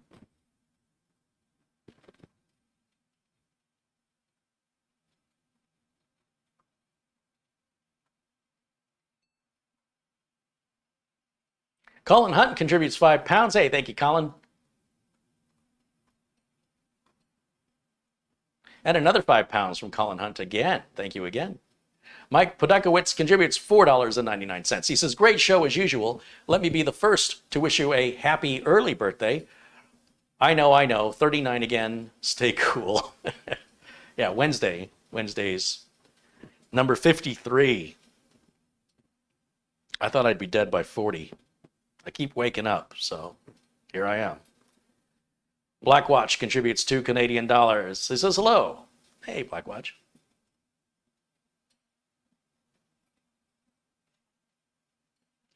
Mendel's Photography said, I've seen a ton of people talking about the search engine not working after 21H1 and there's no real fix. Yeah, but what I'm telling you is what you're reading is not true. You're seeing, how do you tell somebody they're seeing what they want to see and have them believe you? You are looking at what you want to see. You need somebody who's not emotionally invested the way you are to have an unbiased look at it. And if it bothers you, I've already given you the solution. The folks at My Computer Works will fix this for you. The fix that doesn't exist exists. And the people at My Computer Works will fix it for you. Prove me wrong. You are absolutely convinced you don't want to be wrong. You want to be right. It's inherent in human nature. You want to be right. And you will find other people who agree with you. You created this. You created this illusion of fact, of reality. You need somebody disconnected who's not emotionally invested like you are, who can take an unbiased look at the problem, and more than likely, I'd say there's a 98% chance they're going to fix it and it's not a big deal. And if I'm wrong, let me know. It costs you $39 to call them up, tell them you're my viewer. If they want to charge the activation fee, say no activation fee, I'm a Kerry Holzman viewer. They'll connect to you. They'll probably have your problem fixed in no time. If they do not have your problem fixed, if they say to you, we cannot fix this, ask for your money back. And if they don't give you your money back, you let me know. And if they do fix it for you, you let me know. But you just going on the internet saying things you want to see and claiming that that's the way it is simply not the way the world works. If I want to find people that are flat earthers, I'll find them. If I want to find people that think the election was stolen, I'll find them. Real easy. That's not evidence. That's not fact. That's just conjecture. And the internet is filled with it. That's why I said earlier, the difference from telling fact from fiction is harder now than it's ever been. And until there's an authentication set up on the internet, we are now victims of ourselves choosing to believe what we choose to believe instead of accepting reality. It is maddening to me. Maddening. I'm a scientific guy. I want evidence and facts. And if you cannot provide evidence and facts, I'm not interested in your opinions and assessments. I'm not interested. There's an explanation for everything. Everything can be fixed. Everything. Everything man created, man can destroy. It's real easy. It's a lot easier to destroy it than it is to fix it. But nonetheless, if man created it, if there's you show me a lock that can't be picked, it doesn't exist. There's no lock in this world that cannot be picked. It just takes the right skilled person to do it, and that may not be you. So from your perspective, the lock can't be picked. But from a trained professional, maybe no big deal, take 10 seconds. There's a YouTube channel called The Lock Picking Lawyer. And people will say, this is an unpickable lock, and I know because the locksmith told me, and that's why we had to hacksaw it off. So if you can pick this lock, because this locksmith I hired said, you're full of crap. So I'm mailing you the lock, and if you can pick the lock, I'll send you $100. And the guy picks the lock in like 32 seconds, 28 seconds, because there it is. Like the other locksmith couldn't do it. So just because somebody is a professional in an industry doesn't mean they're the expert in the industry. You can do something for a living and not be good at it. We've all encountered that, right? You've been somewhere with a doctor that was terrible, or a dentist, or a chiropractor, or a plumber or a mechanic who claim to be professionals, and you're like, geez, I know more than that person. They do horrible work. How do they stay in business? The guys at My Computer Works are true professionals. I'm telling you, they're good. How often do those words come out of my mouth? Prove me wrong. Prove me wrong. Enough talk. Show me.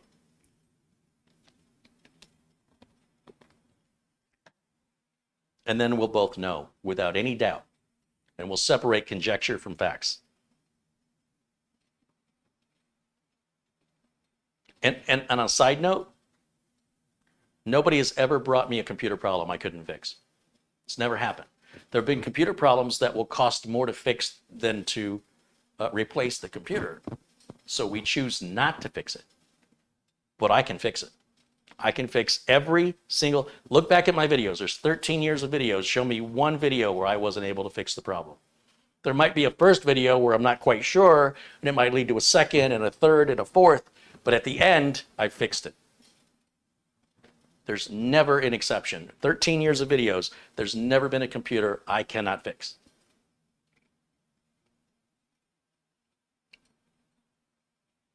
So part of it's got to have the right attitude. And you've got to know when you've reached your limits and it's time to let somebody else do it. And you know you've reached your limits when you've accepted defeat. When you have looked online and asked other people and they said, yeah, they've accepted defeat.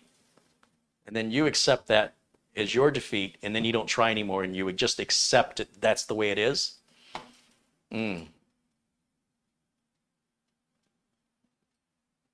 It's time to start getting your information somewhere else.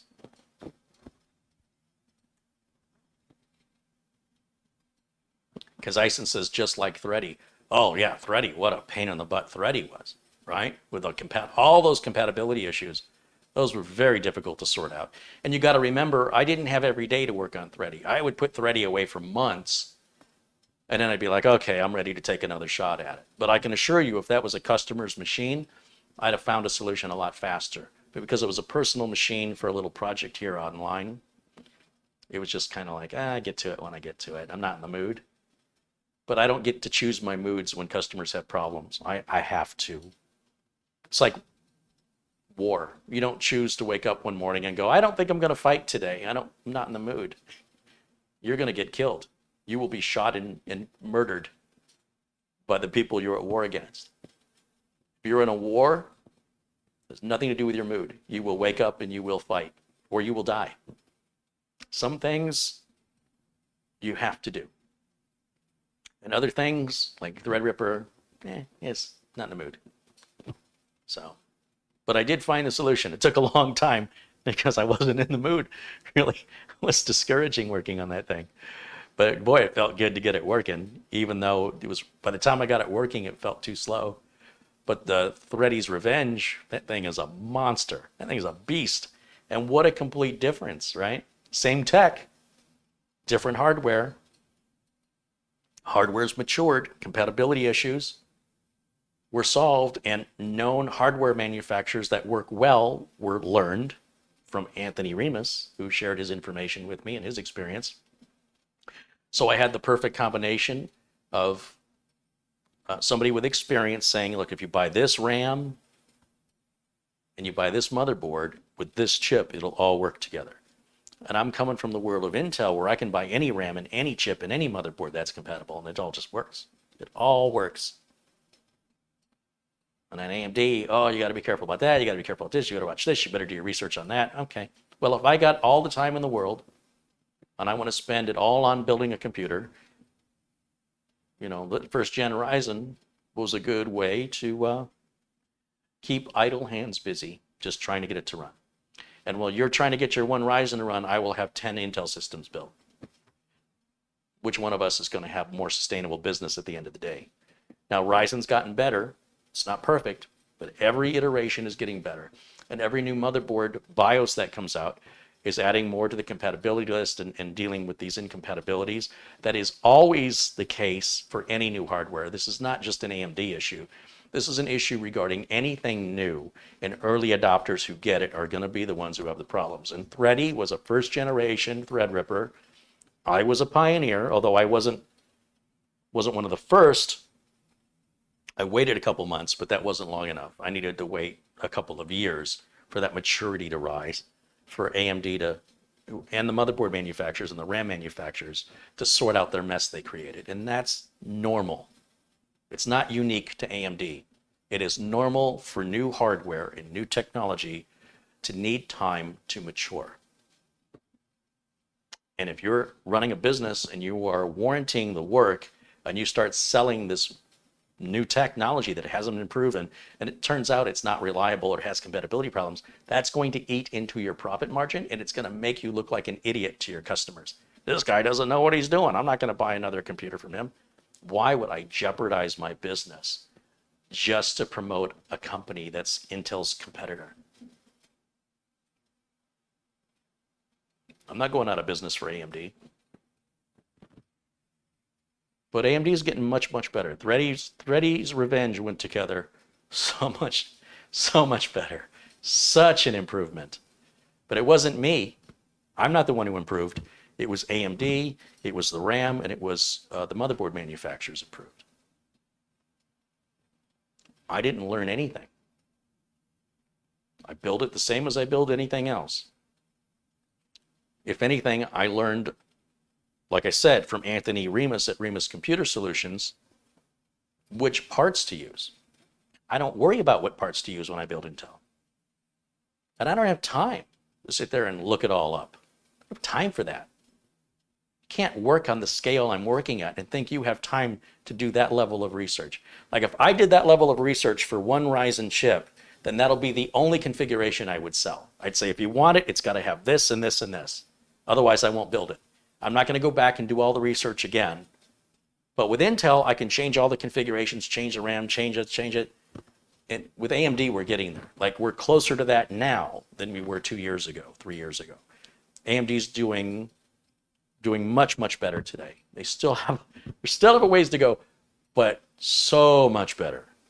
Yeah. Hugh W. contributes 99 cents. Thank you, Hugh. David Starbuck with 20 bucks says, a rare day off for me. Nice to hang out with friends. Hey, we're glad you're here, David. Thanks for supporting the channel. It's good to see you.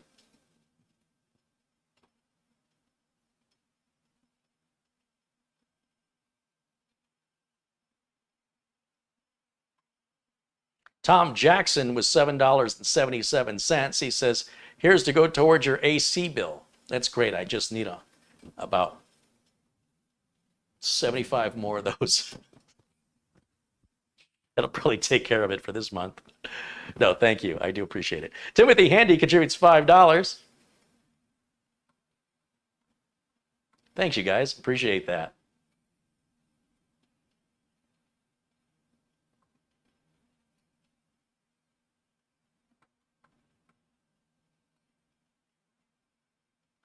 All right, it looks like I got all the updates here. Let me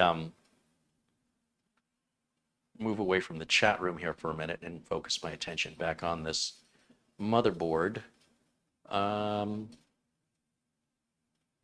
have to go full screen. Again, you guys, I see a window about this big, so I have to make the whole screen big, which means I now cannot see the chat room and I can't see my video feed. If OBS goes offline, if my mic batteries die, I won't know. Because I'm my own producer, I just can't do both things at once. So I appreciate your understanding as I sort of work blindly right now to do what I need to do, but you can watch everything I'm doing here. Let's get rid of this, and let's get rid of this. If you're curious on what I do to set up Windows 10, this is what I do for my customers. Every manufacturer does something with their computers that differentiates them from others. And one of the things I do, is I try to remove all the noise out of Windows 10 that most of my clients complain about. So I'll just nip it in the bud right now. And if they want to put any of this back, it's real easy to do. But I've never had a customer complain. In fact, it was customer complaints about that drove me to start making that part of my process. And now they don't complain anymore. Nobody's ever said, what happened to those big tiles? I miss them. It's never happened. Never happened. And if it did, I'd say, well, just right click and pin to start. Oh, is that it? That's it. Have a nice day. Conversation's over. Let's look in the installed apps and pull out some of this crap that Microsoft puts in here. We'll get rid of Groove Music. We're going to replace that with VLC. And we're also going to replace Movies and TV with VLC. So we don't need those. This version of Office is a sales pitch, so we're going to remove that. I don't want the customers thinking they have Office. Some people really like the solitaire. I have learned the hard way, do not take out solitaire. But if there's Candy Crush or any of the games, we will take those out. So I just keep looking through the list for the things none of my customers universally want. Nobody wants the mixed reality portal that hires me. Never, not once. Most of my customers don't even know what OneNote is. I leave it usually. Sometimes I take it out. Depends on my mood. Skype, they can download Skype if and when they need it because they'll want the latest version anyway. Spotify, same deal. You can just go to spotify.com. You don't even have to have an app on a PC. There's not a smartphone. This is not a tablet. This is stupid. What else? Xbox, nobody wants this. That's my customer. Xbox Live, nobody wants this. You cannot remove these two bottom ones cannot be removed. Although your phone one is pretty cool, where you can pair your phone up to your Windows computer. And then if you take pictures and such, you don't have to email them to yourself or anything. You can just access your computer's, your phone storage right from your file explorer. Your phone will appear when it's close by, and you can copy files off of it. That's pretty convenient. Not for everybody, but it can uninstall it. So some of these you can't uninstall, and some of them I just don't. And that's part of my process. I also like to turn storage sense on. So we'll go in here and type in storage settings. And we're going to click here, configure. We're going to turn storage sense on. And we want it to automatically delete files and delete temporary files. Not during low space, that's too long. We'll do it every month.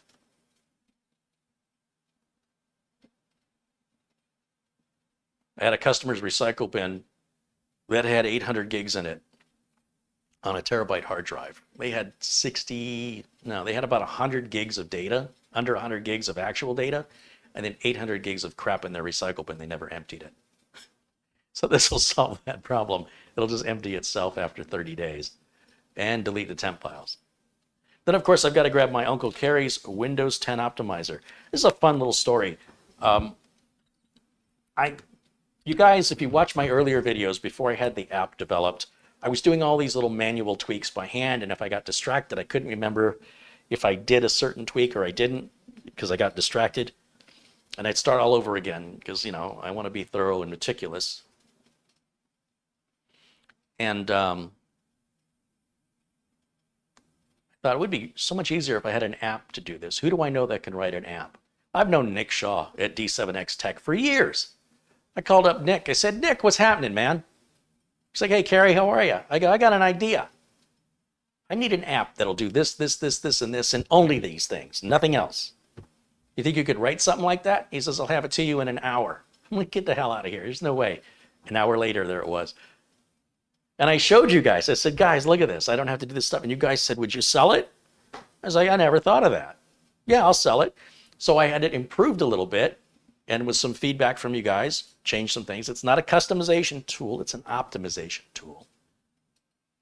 And nothing it does is magical. You could do it all by hand. I've shown you guys how to do it by hand. It just takes much longer. So right here, Uncle Carrie's Windows 10 optimizer. There's also Uncle Carrie's Windows 10 Netfix tool. And when I have time, I'll get into why that tool exists. Some people don't really understand how to network computers and they want a basic how-to. It's a difficult thing for me to set up because I basically need 2 fresh computers that have never been networked, you know, with fresh installs, because if we go with all the default settings, Windows security is turned on to prevent sharing because you don't want somebody sharing files unknowingly, right? So that's all for security reasons, for your own good. That's all turned off. And there's a lot of little settings that can get changed. And so the Uncle Carrie's Windows 10 Netfix tool puts all those settings back so that you can start sharing things. But if all you do is run the Netfix tool, that doesn't network you. You still have to decide what it is you want to share and who you want to share it with. But without the Windows Netfix tool, even after you decide what you want to share and who you want to share it with, it may not work because there's a lot of little Windows settings that have to, everything from the firewall and all these other little services that have to be running, which may not be running. And it leads to some very frustrated newbies to networking, not understanding why it's so complicated. Trust me, it's complicated for security reasons. You don't want to make it easy, or you make it easy for the hackers. It's easy for you to get into your house because any key works in your lock. Well, that's convenient. That's convenient, right? You can just stick any key in your keychain in the lock and it unlocks it. You don't have to actually find the right key. On the other hand, it makes it real easy for a burglar to unlock your door too, right? So the easier it is for you, the easier it is for the bad guys. So right now we just turned drive indexing off. You'll see there's a lot of errors where the file's in use. It doesn't matter. Look how fast that was. We reboot it. You'll notice I copy all my utilities to the desktop. I don't run them off the flash drive.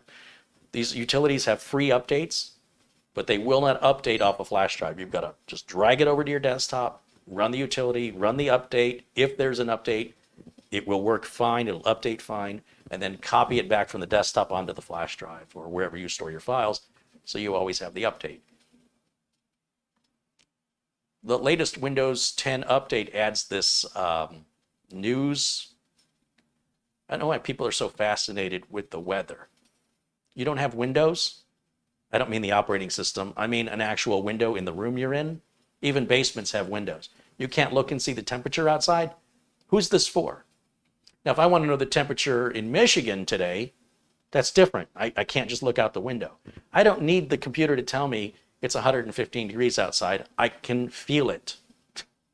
I don't need it to say it's overcast, cloudy, or raining. I can look and see. I have a window right there.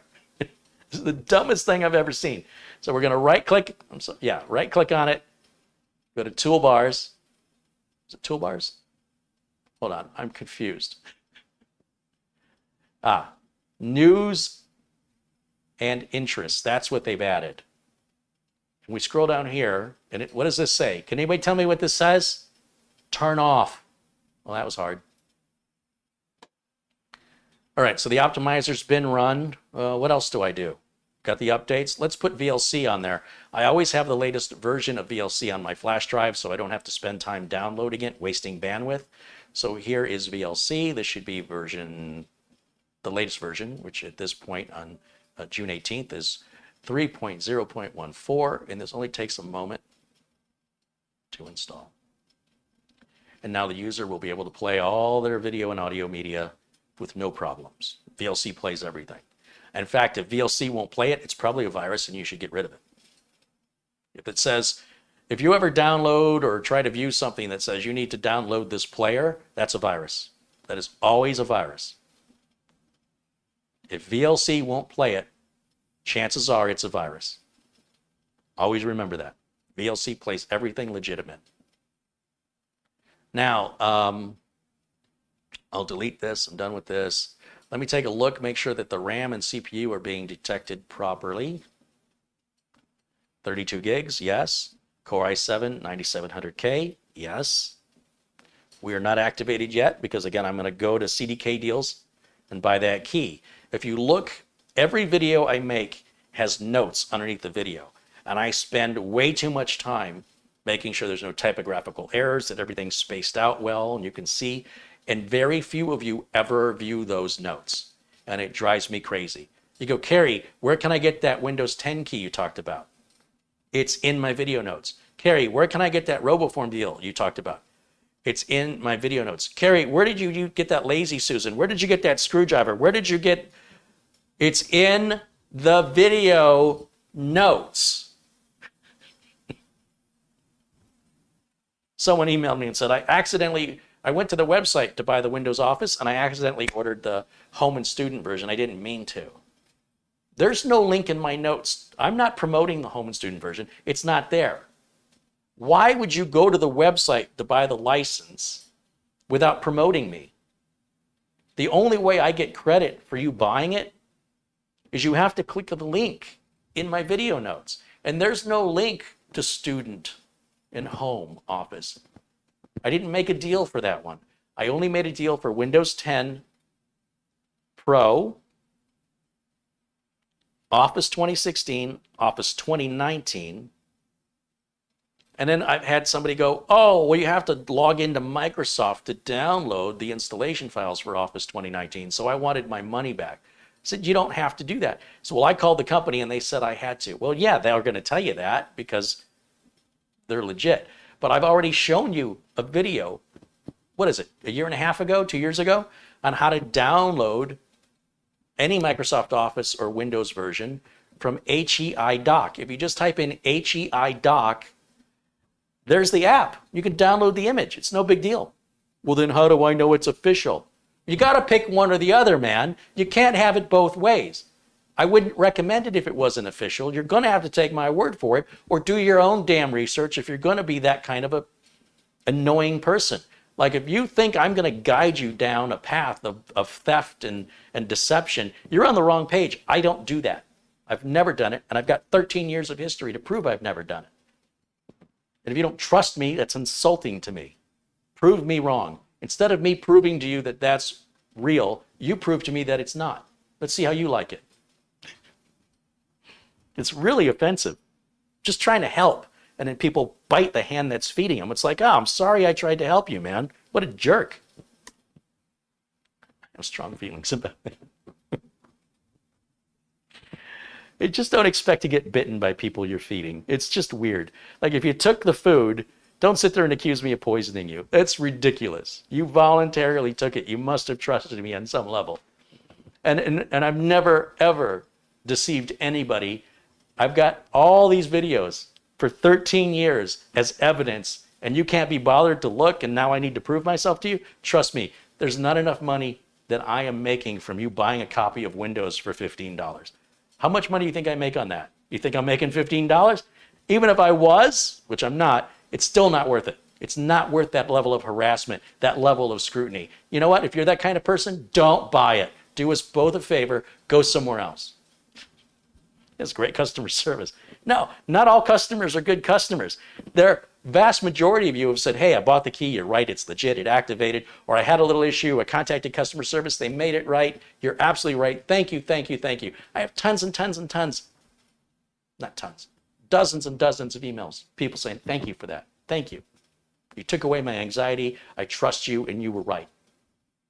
But then there's people who say, prove it. I'm like, no, you prove it. You prove it. If you think what I'm telling you is wrong, prove it to me. Don't send me some stranger's name on Reddit who's disagreeing. Show me an authentic source of reliable information from somebody who can be verified as an expert in that field. Show me.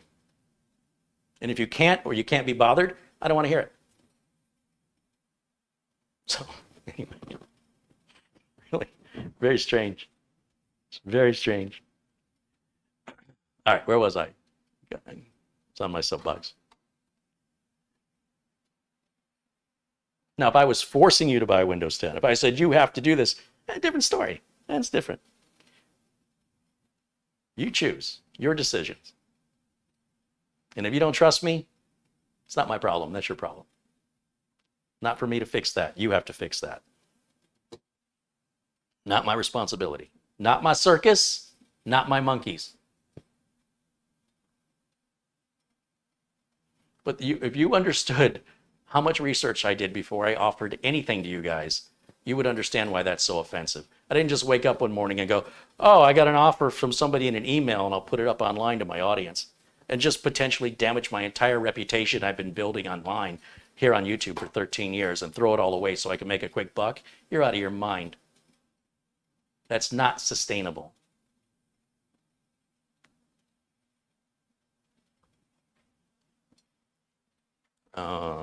Intel driver updater. I love the Intel driver and support assistant. I've got a whole little quick tips video on this. Love it. love it, love it, love it. This is something you don't get from AMD, by the way. So maintenance is just automated as far as drivers go, which, you know, again, at scale, when you're dealing with as many computers as I'm dealing with, such a huge time saver. I don't have to research it. It basically brings it immediately to my attention as soon as it's available. And it takes a project that would require research and puts it right in your face. All the research is done. And then, of course, the customers love me because their computer's fully secured, it's optimized for performance, and they just don't have problems other people have because we're always doing these preventative measures and being proactive within reason. You know, we can't stop 100% of the problems, but we can certainly make an impact on the number of problems and how often, you know, they occur by doing things proactively instead of reacting to problems. So this helps, again, with scale. If you're constantly getting pulled aside to fix something when you're trying to build something, I can't do both at the same time. And that makes it more profitable for me to help more people. It also means the people I'm helping are more appreciative that they don't have to keep coming back time and again to get something done right. And they also will refer me, which drives more business, which makes it more sustainable. And it's just common sense.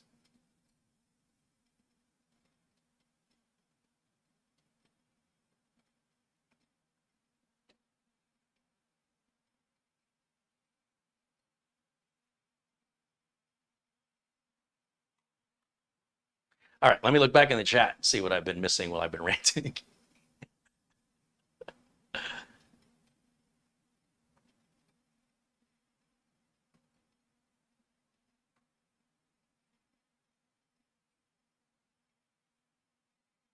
Let's see. Samuel Ramos contributes $9.99. Hey, Samuel, thank you for that. Brent says a debloater would be a super useful utility. There's really not much bloat on Windows 10. Like there is if you buy it from like Dell or HP, or, you know, these companies that take on third-party advertisers. But Windows 10 by itself it's really not bloat. The amount of room Candy Crush or Spotify takes up, it's just little tiny links. Even the Office one is a tiny little. It's not much. And there are already debloaters. This guy came out with a decrapifier for Dell computers because they were so filled with bloatware. And Dell even responded and said, if you want to pay us an extra $100, we won't put the bloatware on it. Basically saying we're making an extra $100 by allowing Norton and these other companies to pre-install their software on it. And by that, we can reduce the cost of the computer by $100. So let me guess, you want the cost of the computer reduced by $100, but then you don't want to pay for it with the bloatware. Well, too bad. That's not how the world works. That money's going to come from somewhere. And you'll say, well, just buy another computer. That's fine with Dell. That's fine. Because nobody's doing anything differently than Dell. If you want to compete at that price level, you've got to do the same thing they're doing. It's a vicious cycle. Because Ison said, I do not think the Windows optimizer requires registration. That's correct. The only thing that requires registration is the AMD chipset notifier. And that's because you can download the AMD chipset notifier for free. You cannot download the optimizer or the Netflix tool for free, not legally. You have to pay for it. So what I was doing was saying, I believe this AMD chipset notifier program is so amazing and so good. You can download it for free, and it's basically shareware. If you like it, contribute what you think it's worth with a minimum $5 because the cost of the transaction. If you don't like it, take it off. It didn't cost you anything. That's how you know I believe in my product. That's how I know it's good. I can give it away and trust you that if you like it and you think it's worth something, pay me what you think it's worth. But don't pay me less than $5. It's not worth my time. That's an insult. And it says pretty much that, more politely. It'll say minimum $5. But the minimum $5 is because anything less than $5 is an insult. But the optimizer and the Netflix tool, you can't download those for free. So Nick and I wanted to do something different. just as an experiment to see if that works better, see what kind of response and engagement we get on that compared to what we've been doing. And it's not working out very well, if I'm honest. However, not everybody needs an AMD chipset notifier, so I'm not quite sure. You know, everybody can use the Netflix tool regardless of AMD or Intel, and everybody can use the optimizer regardless of AMD or Intel. AMD chipset notifier isn't much good on an Intel system, so that might be part of the reason why it hasn't performed as well as we expected it to. Or maybe we just haven't hit our stride, you know? Maybe it's still got its day coming. I don't know.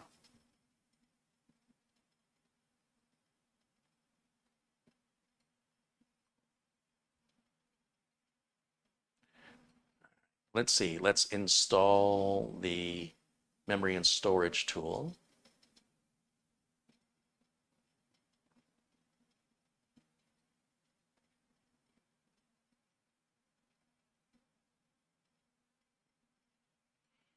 I think what I need to start doing for these people that get on my nerves is just start charging them to talk to me. So if you want to complain to me and you pay me, I'll listen. But if you haven't paid anything to me, I'm not interested. And you're just stealing my time. And I get really upset that people seem to think that I owe them something when they have not paid me anything. And then they upset me, and you see how worked up I get about it because I have consented to that. I have allowed it, and I think I need to stop allowing it. And I think those people that are going to behave that way are going to be sent an invoice. And they'll say, if you want to complain to me about something that you got for free, you can pay me and I'll listen to what you have to say. I think that's where I'm heading. But I want to emphasize those people are few and far between compared to the number of positive and supportive comments. You know, if I get 98, not bad. If I get 95 positive and supportive comments out of 100, and 5 of those people are jackasses, completely unreasonable and delusionary, and who've given nothing and just want to take. What's the expression? It's a slippery slope. If you give them an inch, they'll take a mile. 5 out of 100 of you behave that way. When I say a view, I'm not referring to people in the chat. I'm referring to all views. Like if you look at how many views a video has and look how many people participate in the chat room participants are a very small portion of the total number of views. And the people who do participate in the chat overall are overwhelmingly kind and supportive. And that means the world to me. Thank you. And I'm sharing this because you wouldn't know. Because you're in the chat, you're not seeing it. And I'm like, man, you got to know what I'm dealing with back here. You have no concept of how rude and entitled people are who are just taking. And it never occurs to them, maybe I should give this guy a break. Maybe my opinion doesn't matter to somebody I don't know who doesn't know me, that I've never contributed to and never supported. Is that possible?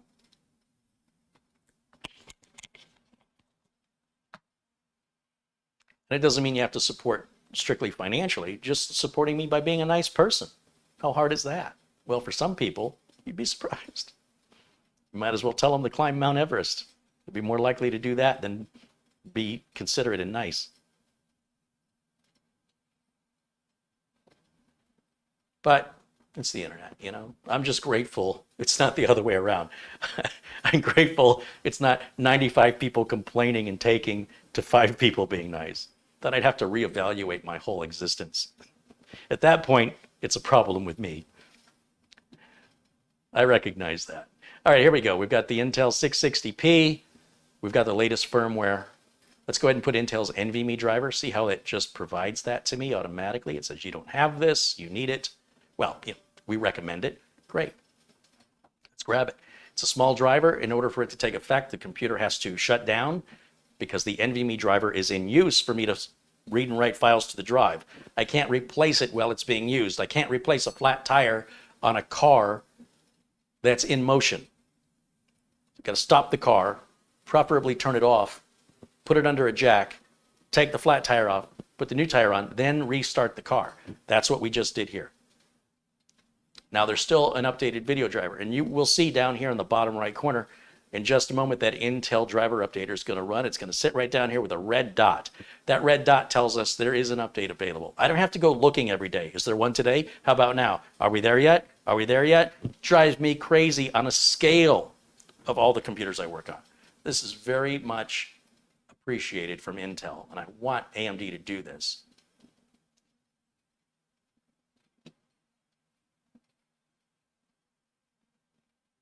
And until AMD does this, supporting AMD is too costly for my business.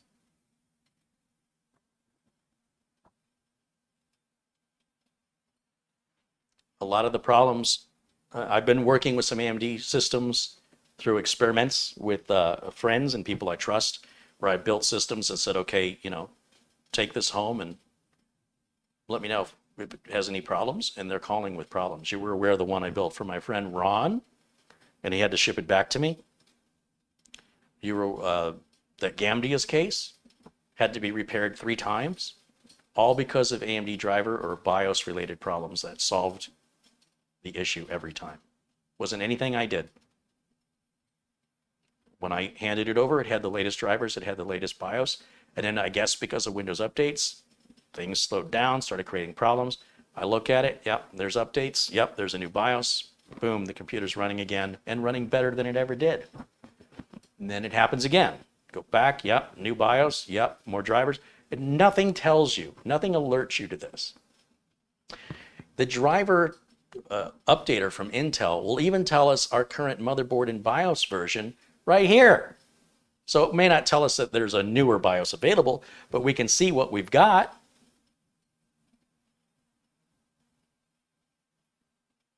We can see all our hardware here, all listed for us. It's free from Intel, completely free if you have anything Intel. If you have an AMD system with an Intel network card, this will be useful to you.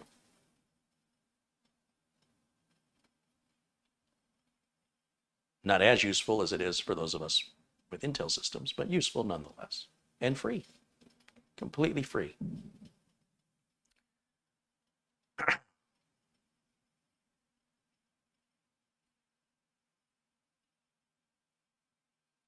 There's our video driver. That's why the screen blanked out. And we'll restart for that video driver to take effect. And I think that driver installer is going to run one more time. Check on it.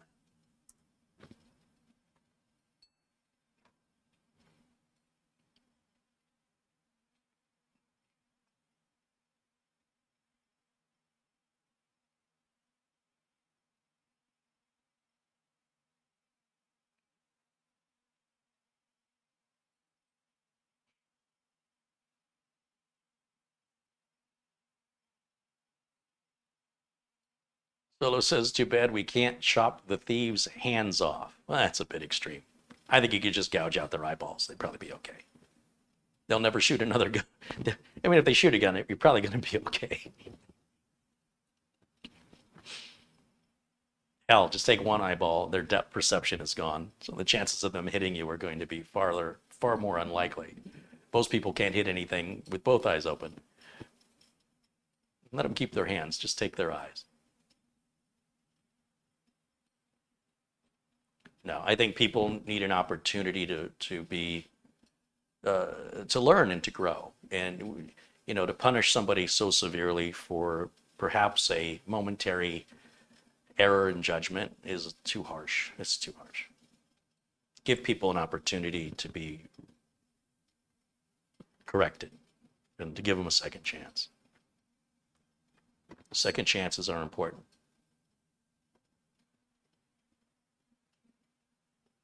We need to learn how to forgive enough punitive attitude, in my opinion. We need to learn as a society how to forgive. And when we do, we'll all be a lot happier. And you don't do it for the person, you do it for yourself.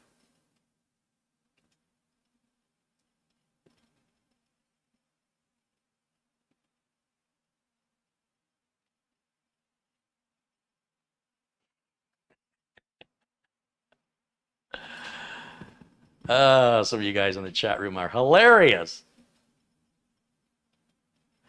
David Starbuck says, as a pharmacist, I can say that the customer is always right results in dead customers. Were they using the prophylactics wrong? Suffocating? Maybe it's just an education issue. Those aren't sold at the pharmacy anymore? I guess it's been a while. Let's take a look here at, I'm kind of curious if that video driver is going to come up again. Sometimes it keeps coming up after it's installed. After the second time, you saw the second time it installed much faster. It should be done now. We should have a green dot on the Intel driver assistant down here that tells us we're up to date. And I'm just going to give it a minute because if that driver installer tries to install again, I'll cancel it. It's like a weird bug it has sometimes, but it's super easy. You just cancel it and you're done. I mean, I would prefer if I didn't have to deal with that, but it's not the worst problem in the world to have to deal with. And it's all free. Did I say it was free? It's free. And now I've got new updated, the memory and storage tools update is there, which it wasn't even on there at all. The NVMe driver from Intel is there and installed, which if you're a regular person building a computer, you wouldn't even know to do that. And you would be in blissful ignorance that you did everything right and your system is operating 100%. Because you didn't know. And now you don't know that something's missing. And that Intel driver assistant assists you with that. AMD offers no such tool. They do it for their graphics cards. But so does NVIDIA. NVIDIA's been doing it for their graphics cards. Imagine not getting the latest GPU driver when your game could be playing so much better if only you had known.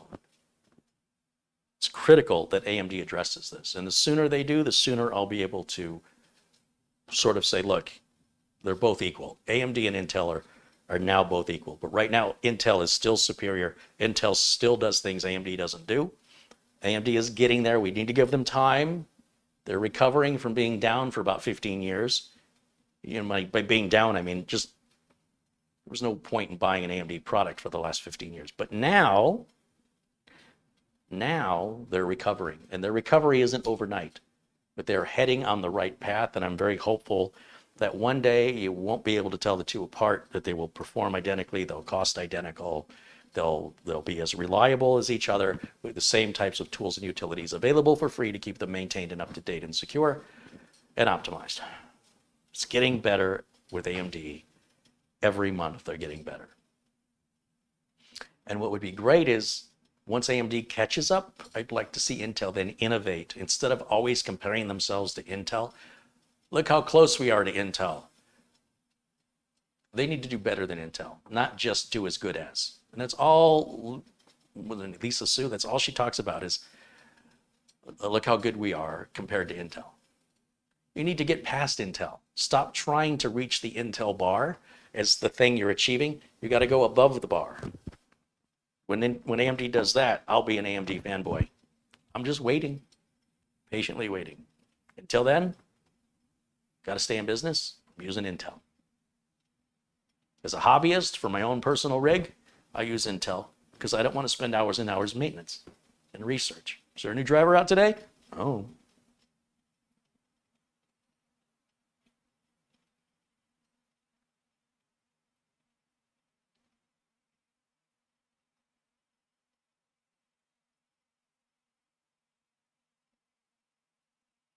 What do I think about Windows 11? Made a video yesterday. It's right there in my videos. Just click on my name underneath the video and you'll see my most recently posted video.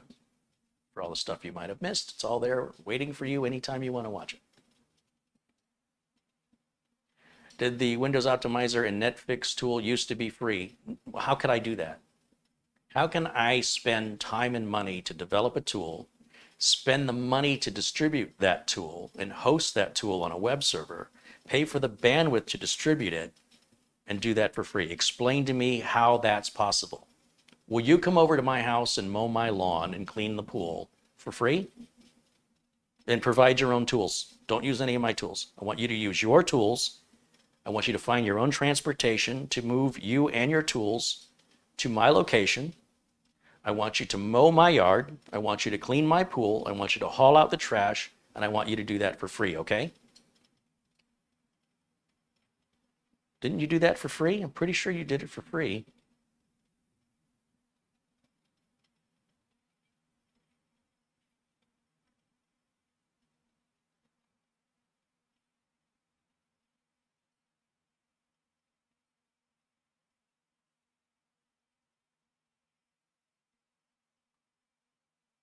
Geek Boy said, I'm disabled, but I am in college for computer science and I want to open up a cheap computer repair shop. I know customers that won't use cheap computer repair shops, and I know techs that advertise they fix problems caused by cheap computer repair shops. Be very cautious of your choice of marketing. You're going to attract customers you're not going to want. I'm going to warn you right now. Do not advertise to the bottom of the barrel customers. They will abuse you. They will be demanding. They will be impossible to please, and getting money out of them will be very difficult. You are going to head down your own little personal road to hell and misery. Don't do it. Do not appeal to the bottom of the barrel, or you will stay there forever.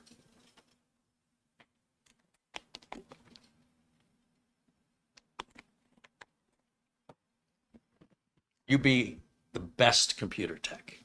That should be your goal. I'm the best. I will do it faster. I will do it right the first time. You won't have to bring it back for the same problem. And I'll do it for less than anybody else, for the same quality of work, with the same level of meticulous detail, in the same turnaround time. Nobody can beat my price if they do all those things. The only way you can beat my price is you don't have my skill, you don't get it right the first time, and it takes days and days and days for people to get their computers back, and when they're back, they're still not right, they got to take it back again. So much for your saving money. You got to think about your marketing technique here. Who do you want to attract? Poor people or rich people? Which one's most likely going to have you succeed? Doesn't even have to be rich people, even just people that are middle class. And then when you make your money from the middle class and rich people, then you can donate your time for the poor people if you want to. Do it for free. But then no warranties and no guarantees, so you don't have to listen to them complain. A lot of people that are in those financial situations that they are in is because they choose to be that way. And I often see this victimization, woe is me, feel sorry for me. And it's hard to feel sorry for people that are perfectly abled and can't get off their butt. They just won't do it. The Arizona and Phoenix were filled with panhandlers. It's filled with them. This car dealer had a panhandling outside of his dealership. And he said to the guy, I'll pay you $12 an hour to just wash all the cars. Every day these cars need to be washed. Guy says, get the hell away from me. $12 an hour. I make more than that standing on the corner. A friend of mine says, I had this Subway gift card, went to hand it to a homeless person, thought, they might want it. And he goes, Subway? You don't have McDonald's? Don't pander to those people. They will take everything you give and then expect you to feel sorry for them. Most of those people, in my experience, are choosing to be there. If they wanted to lift themselves up in life, most of them could do it, in my opinion. They don't want to. Don't think that you're going to succeed if those types of customers are your target. They will pull you down to their level and keep you there and hold you there, and it will be very difficult for you to escape that. So it's best you don't go down that road. You will endure a challenge that will be one of the most challenging of your life to escape that. It's a trap. They're like zombies. Become one of us. Yes, you must become one of us. Run.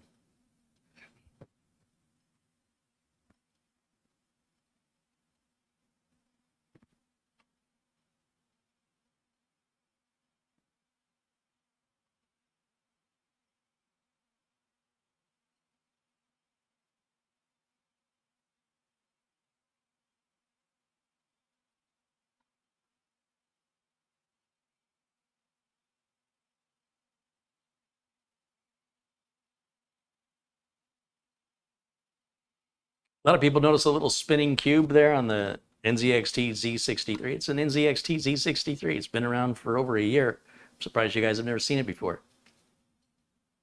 Go to Amazon, NZXT Z63. That's all there is.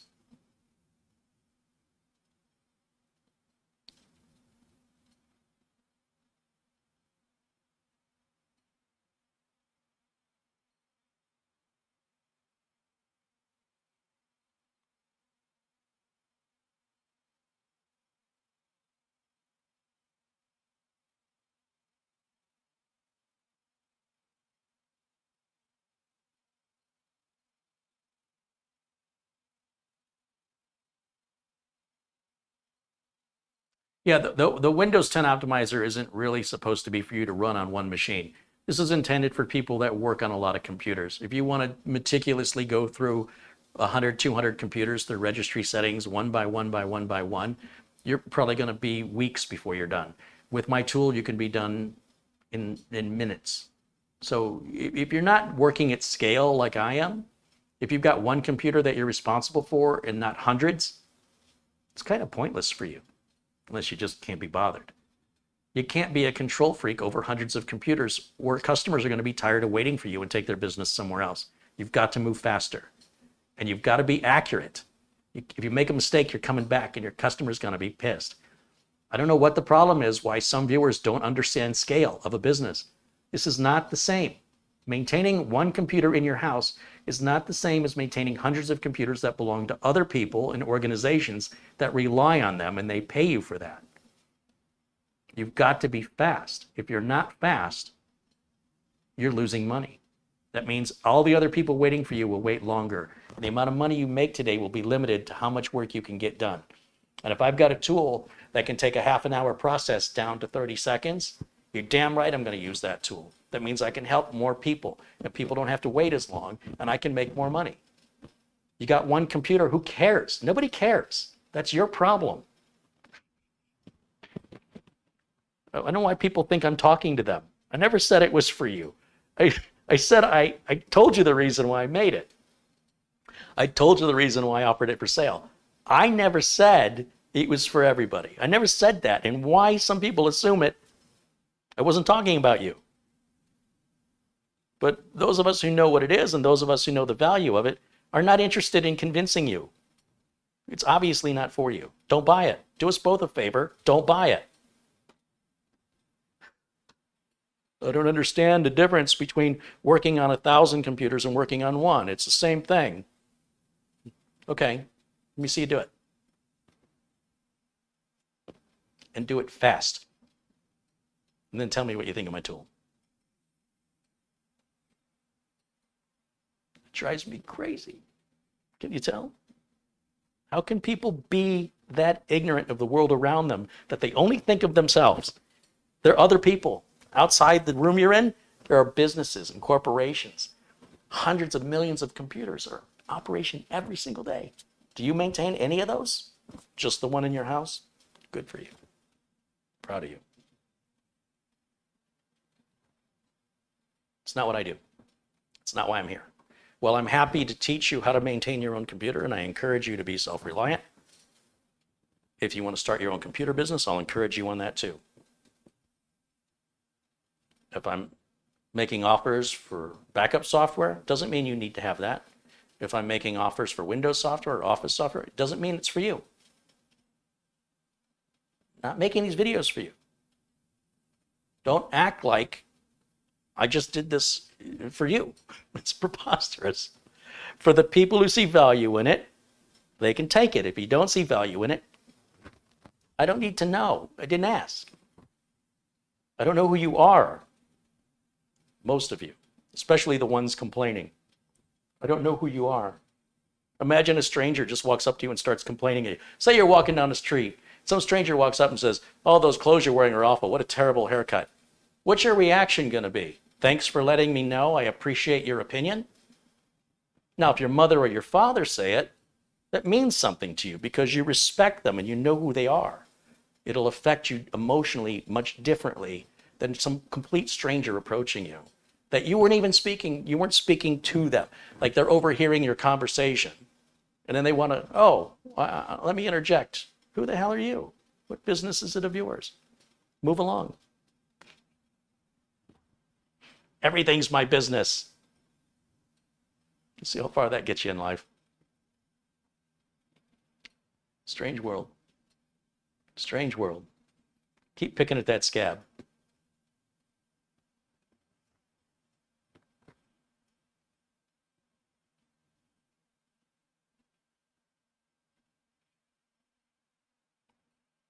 Only on YouTube, man. In the 1980s, people didn't do that to each other. In the 1990s, people didn't do that to each other.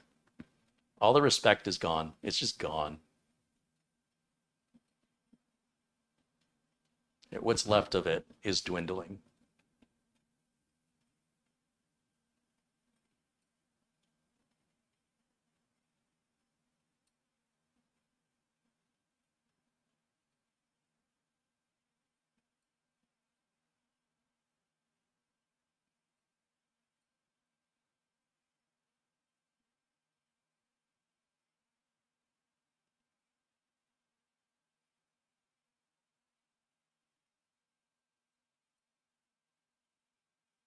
Marco says my customer base seems to be like what you recommend, middle class, able to pay 40 bucks or more. If they can't pay that, I better stay away. Yeah, well, I had to learn that lesson the hard way. It was I was scraping the bottom of the barrel. I thought that I would make it up in quantity, but the majority of those types of people would just take it out of me. They would just think that they just paid some enormous amount of money and they want to get every penny's worth. And at first it was no big deal until I saw the pattern, and it just kept happening and happening and happening. And at some point you got to say, what am I doing wrong? You know? And then I realized I have to change my marketing tactic, and those customers did not like it.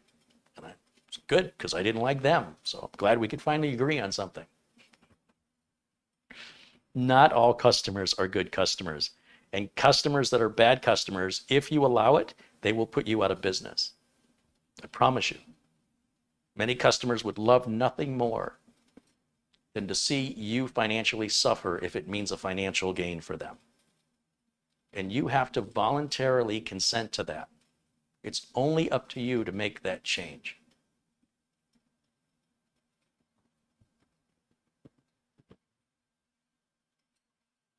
And for that reason, not everybody should be self-employed. Not everybody has the guts to do what has to be done to call people out and say, look, you're abusing the service, you're mistreating me, I don't want to service you anymore. Please take your business somewhere else. It's a very uncomfortable conversation to have. You know how I dealt with it? I stopped taking their calls. Eventually they got the hint and stopped calling me. Then I didn't have to confront them. Problem solved. Just ignore them. They don't deserve my attention at that point. If they've upset me and abused my service to that level of upsetting me, I don't owe them an explanation. Unless they're paying me, I don't owe them anything. And if they insist I owe them something, go ahead and insist. They want to take me to court? Take me to court. You can't even afford to pay this, but you can afford to go to court? See you in court. I've had 20 people say they're going to take me to court. You know how many people did it? 0. Yeah, I'd say 20 people over the last 30 years. I'm going to sue you. Sue me. They're always a bluff. Always a bluff. But if any of them actually saw it through, I have no doubt I would have won. I would have won. I wouldn't do anything to burn somebody. I know I'm in the moral and ethical and legal right, or I wouldn't put my foot down. And they must have known it too, or they just thought by threatening me that I was going to cave. Nope. Tell it to the judge. When you're ready to tell it to the judge, I'll tell it to the judge. And until that time, I'm not interested in anything else you have to say. These aren't the customers you want. When a customer does that to you, there's nothing more offensive than you helping somebody and then they don't want to pay you and then they're going to threaten to sue you. It's like, I could have just stayed at home and watched TV and not had these problems. So be careful who you target for customers. I think I'm going to be done with this computer now. I don't think there's much more I can do with it. So I think we'll shut it down because I don't want this to continue running with that heatsink. But now I know I can change the heatsink. So let me shut this down. Yeah, business is quite interesting versus having somebody employ you, and then you've got a staff of people that you can delegate problems to or hand problems off to. There's clearly an advantage to that.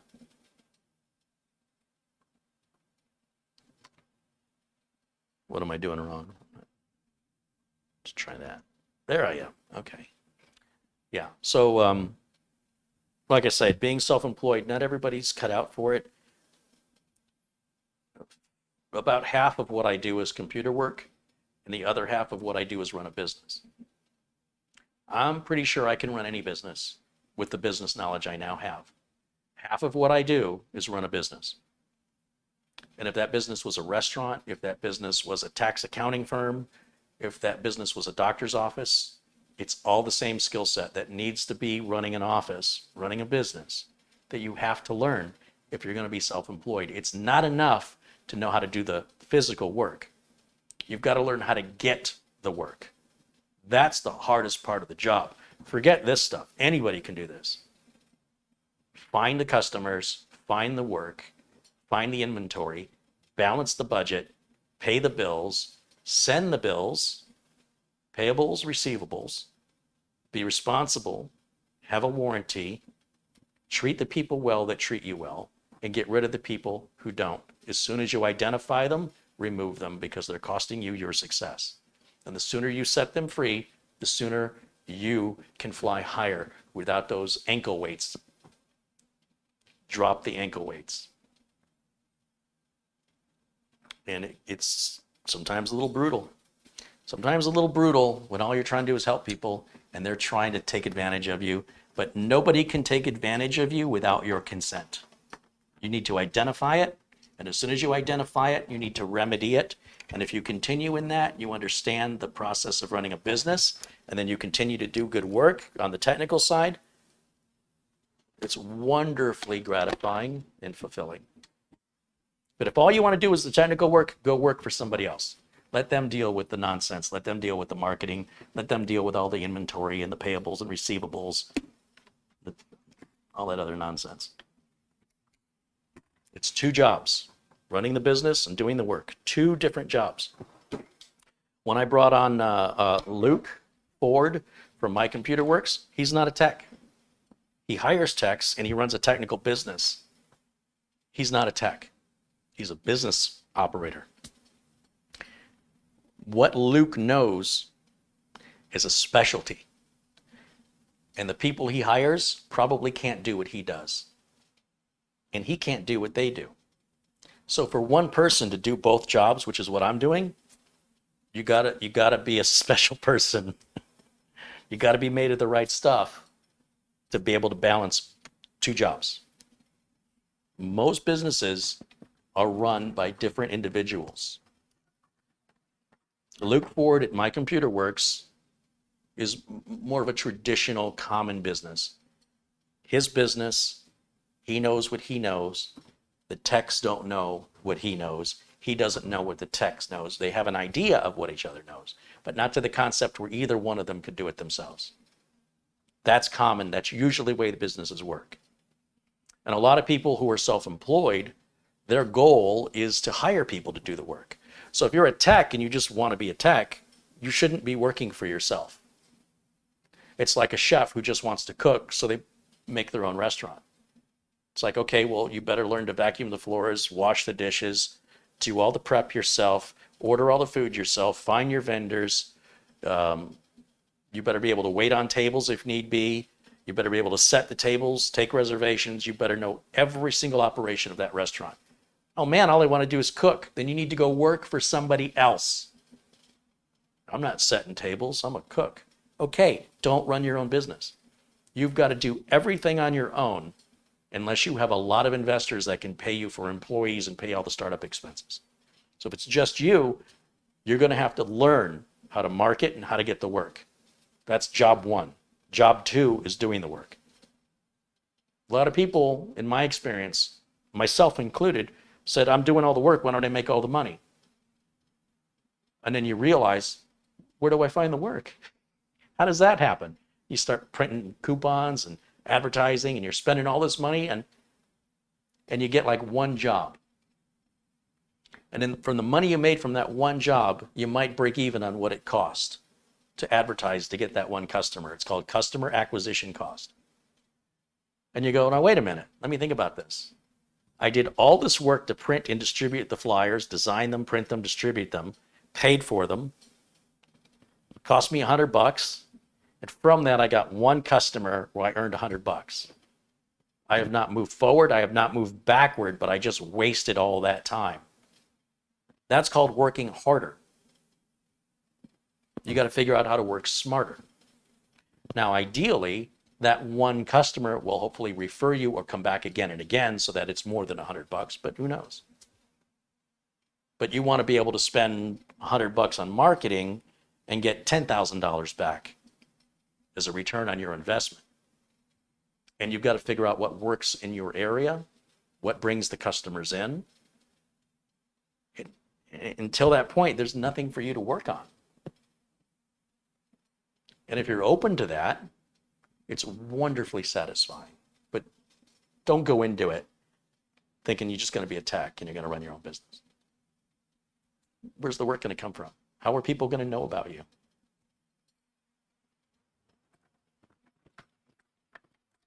This is all stuff I wish somebody would have explained to me. I might have made a different choice. Maybe not. I certainly would have been better prepared for it. Instead, I just constantly reacted and reacted and reacted after being blindsided and blindsided and blindsided. There was no proper preparation of what to expect. If I had known what to expect, I probably could have been more successful much earlier on by being proactive instead of reactive. But I didn't know, and there wasn't anything like YouTube to teach me this stuff.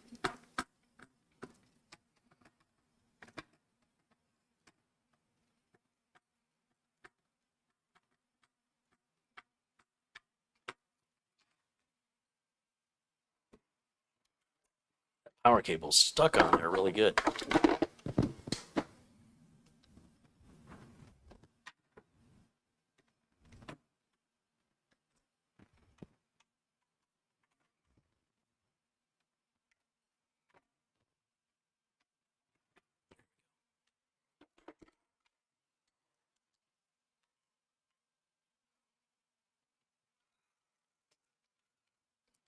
So for those of you, willing to put yourselves out there to take that risk, to try being self-employed, now you know what to expect. You're prepared for it. You've been told about this. You can put processes in place so it doesn't affect you as greatly as it had affected me. And you can do what you want, right? You can run your business, work the hours you want to work, do the jobs you want to do, turn away the work you don't want to do, or you can contract work out. I don't do VoIP systems, but I know somebody who does. So if a customer says, hey, I want to do a VoIP, sure, I can take care of that. And then what I'll do is I'll hire this other guy that does VoIP really well. And I'll say, I'm going to hire you to do the VoIP over there. And then I'm going to bill the customer. You bill me, and then I'll bill the customer and I'll take some off the top.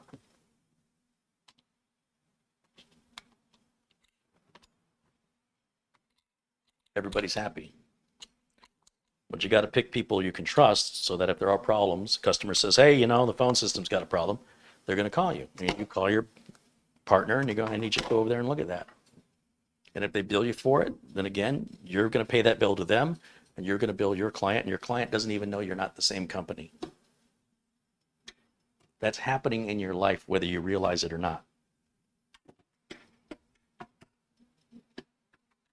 And because it's your business, if you don't want to do that, you don't have to. You can just say, hey, I don't do phones. Here's the number of somebody who does. You can do that too. It's your business. Do whatever you want. You don't want to make any money on that? Don't. Nobody's going to make you.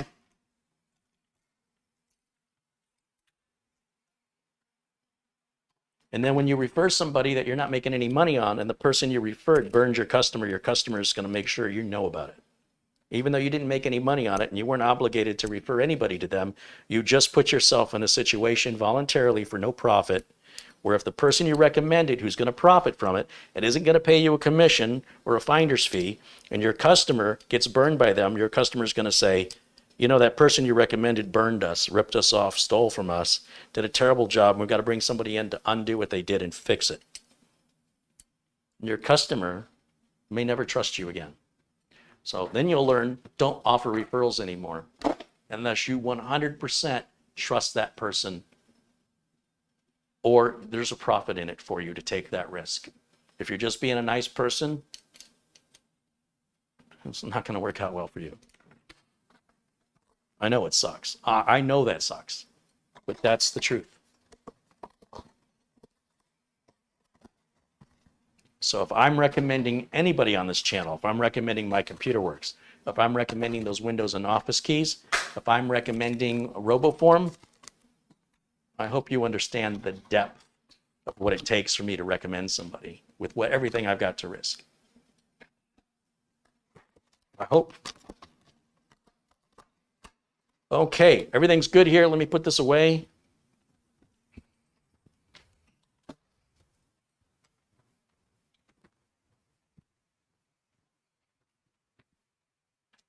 What am I going to use for a cooler?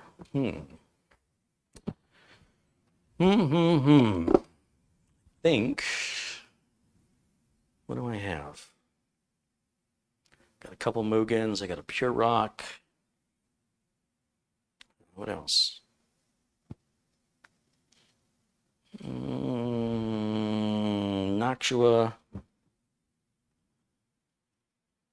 I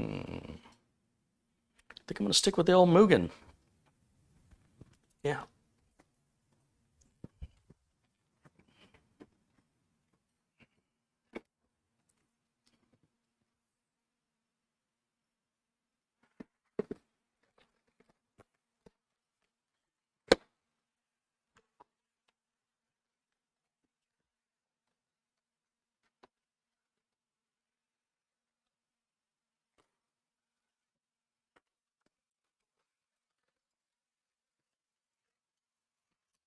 So even when you love what you do, it's not always,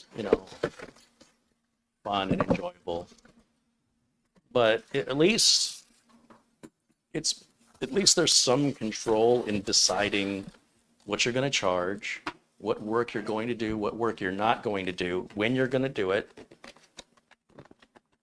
And if you want to go work for the man, if you want to go, get a standard 40-hour Monday through Friday job with the same paycheck every week, with the same benefits, same limited time off, the same issues of dealing with rush hour traffic, being told when to come and when to go. There's nothing wrong with that either. Pick what's right for you. But despite working for yourself doesn't mean you're going to, have no issues. There's still problems. But at least you have some control over solving those. If you have a problem in corporate America, too bad. That's what I learned.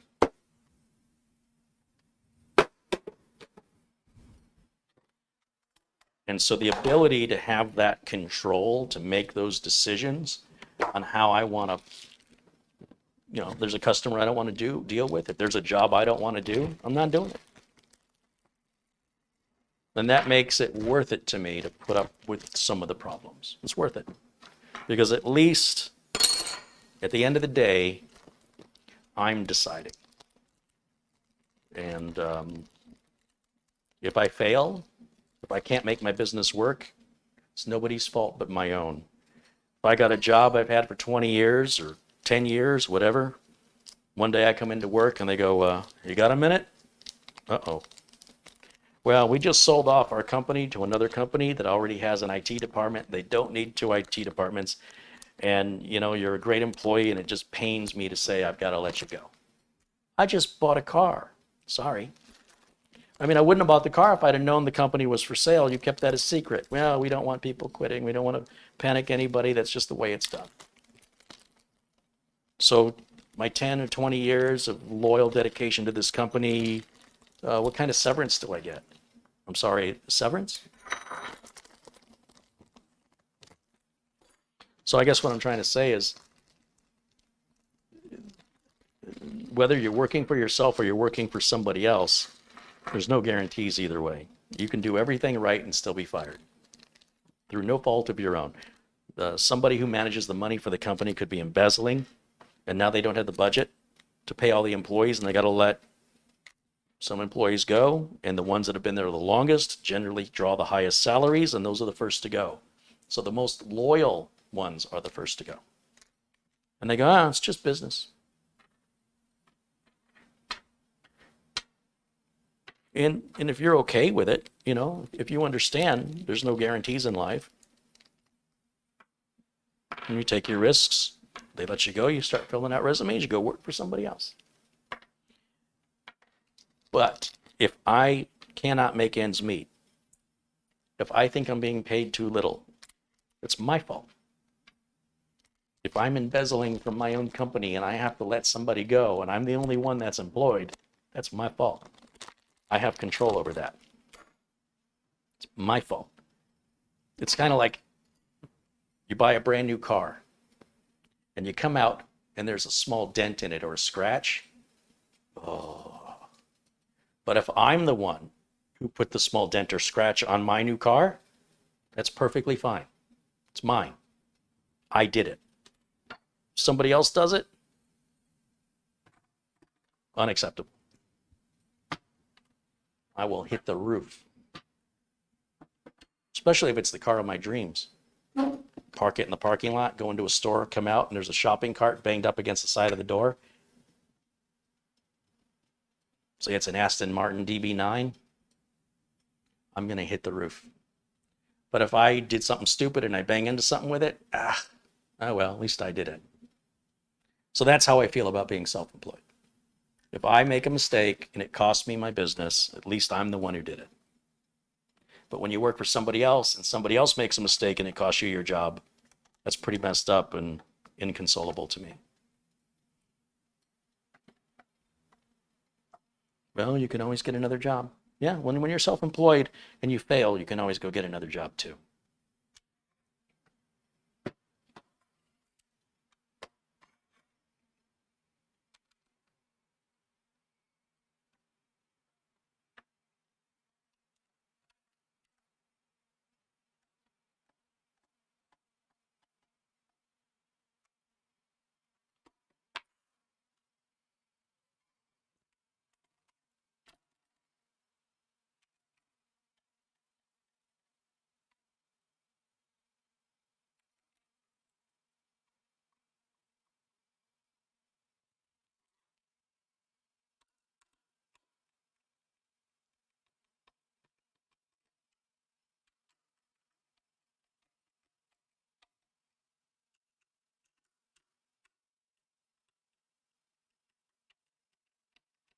Marco says, we self-employed are the only ones to blame and the only ones to thank. That's right. If you are somebody who cannot accept responsibility for your own actions, you will not do well being self-employed. If you think you're a victim all the time, you probably will not be successful in your own business. You've got to be able to acknowledge and accept and learn and grow. You can't just stand there claiming to be a victim. I mean, you can if you want to, but you won't be there very long.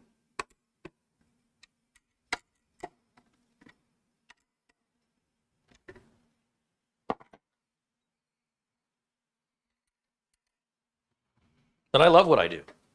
Even the stuff I hate is still better than working for somebody else. I'd rather work 80 hours a week for myself than 40 hours a week for somebody else, even if the pay is the same.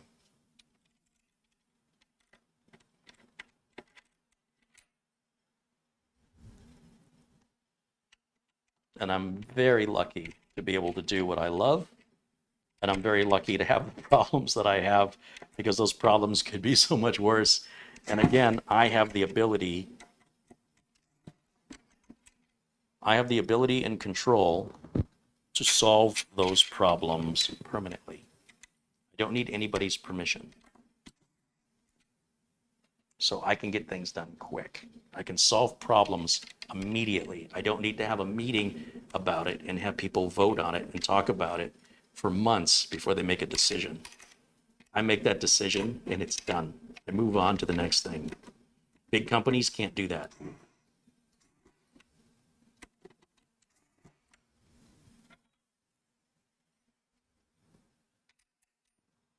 So don't misunderstand me. I'm very, very grateful that I can do what I love to do. But it's still not paradise.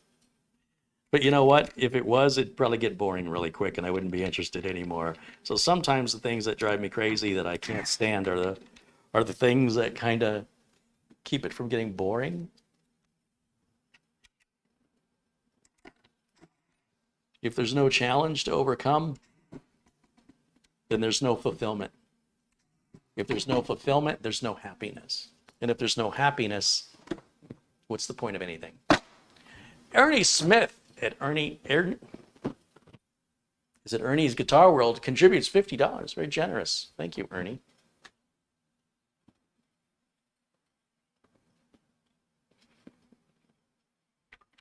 Let's take some rubbing alcohol and a Q-tip and clean off that processor. Even though it looks perfectly clean, I just couldn't hurt. Couldn't hurt. These are all the parts for other processors that we're not using.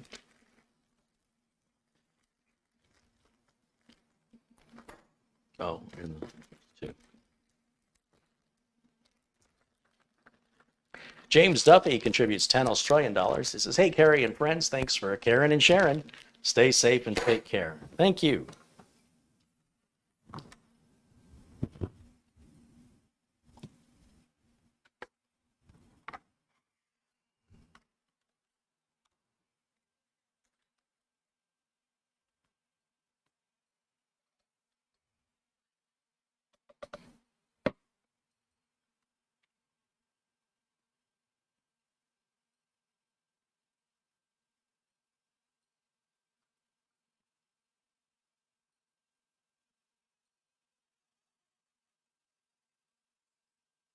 Looking good.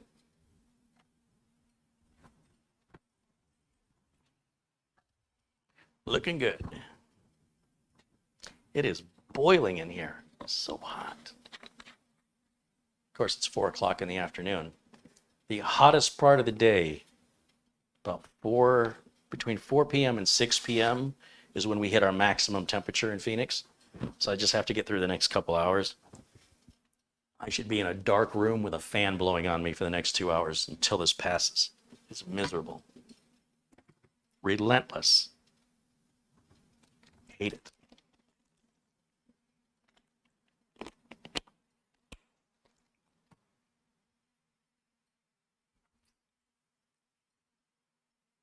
Do I want to put that on right now? No, I don't. I don't. No. Because then it gets in the way of me putting that 8-pin CPU power cable on. But I do want to put the little plastic standoff in there.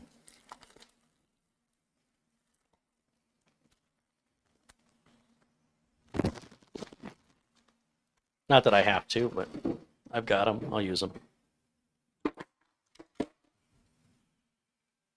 I don't think I'll ever run out of these, but if I do, I won't do it anymore. I'm not going to go buy some just for this. It's stupid and unnecessary. And I don't want to throw them away. It makes me feel good to use them. There we go. Okay, it's ready to install. Over there. It's over here. How do I want to do this? Let's set this somewhere else for a moment.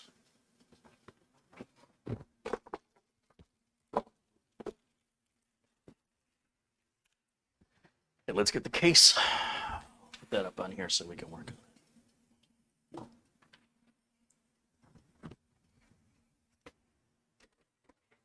Remember this build from the other day? Why is it so heavy? What is in here? That's weird. It's awfully heavy. Really heavy. It's a lightweight case. Must be the heat is affecting my ability to lift things. I don't know. It's really heavy. That is weird. Why is that so heavy? Feels like it's got a motherboard in it.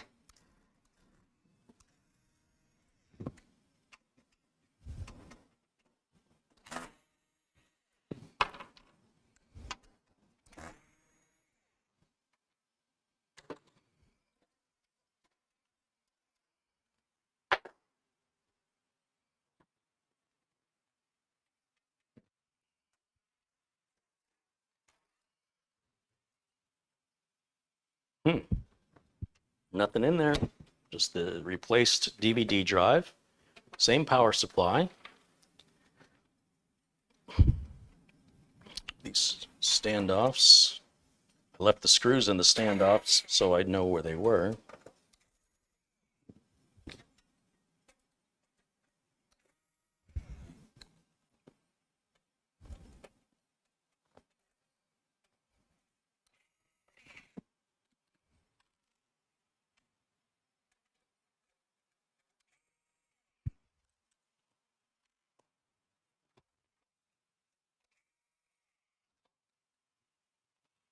This case doesn't have a window, so it doesn't matter what color the cooler is.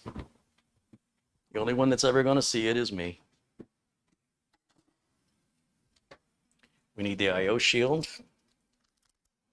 I'm not using these SATA cables. They are nice, though. I'll use them in something someday. I'll just put them over here for now.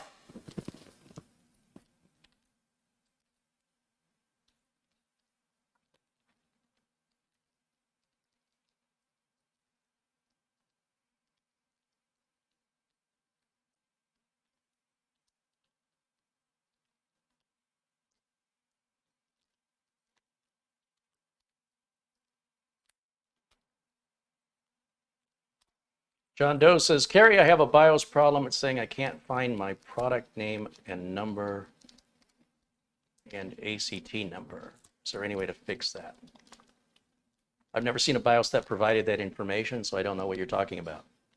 And I don't know what that has to do with your motherboard's hardware. Like, what does it have to do with the speed and performance of the CPU or RAM? I don't know what you're talking about. I can't even picture in my head what you're talking about. So I'm sorry. But you know, I've talked about My Computer Works, $39 a month. You can call them and they can help you with stuff like this. Money back guarantee.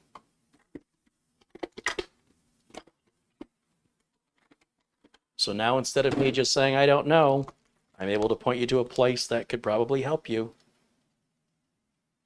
But if you're not willing to spend 39 bucks to fix it, it's probably not bothering you that much. Whatever it is, which I don't know.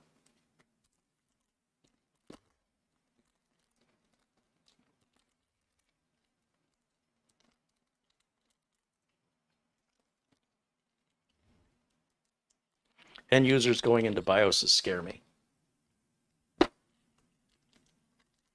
because they have questions that don't make any sense to me because they don't really understand what the BIOS does.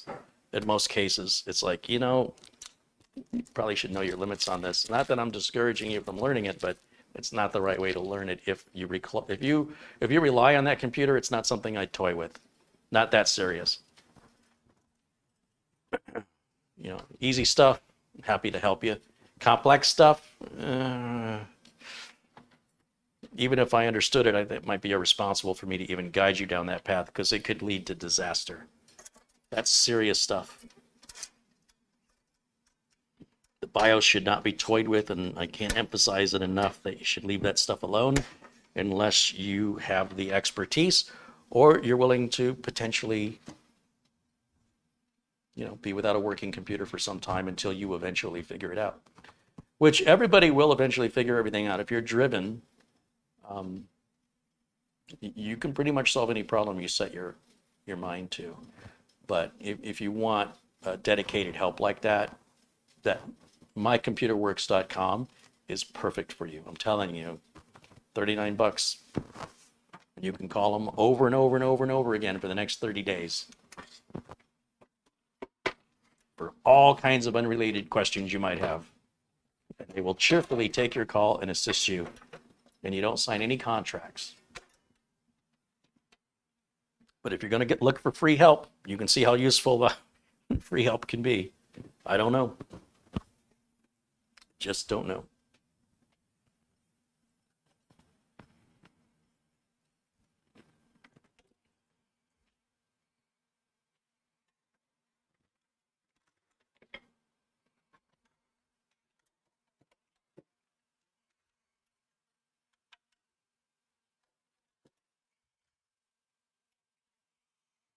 Free help can be good for some things, but it's not universally good for all things.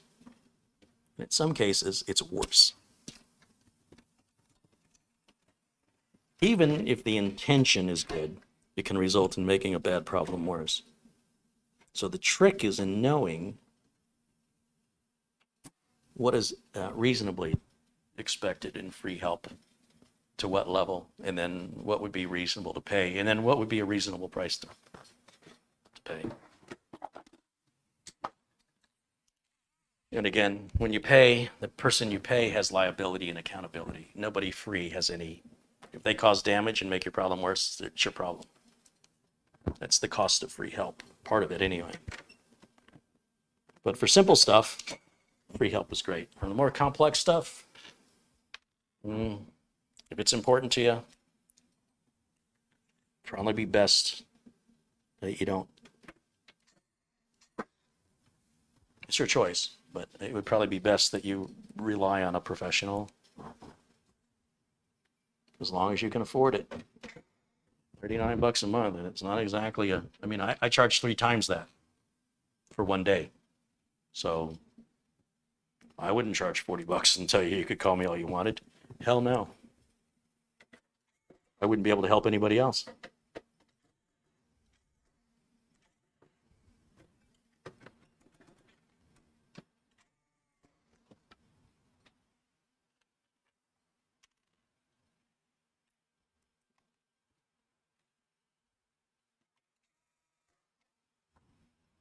Almost there. Last one.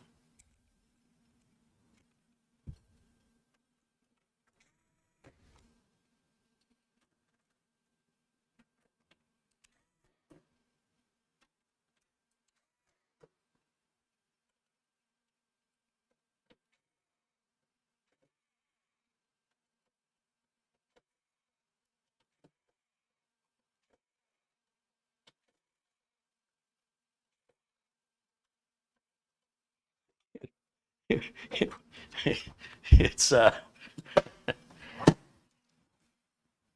hard to see all the way back there. Got it. All right. That was fun.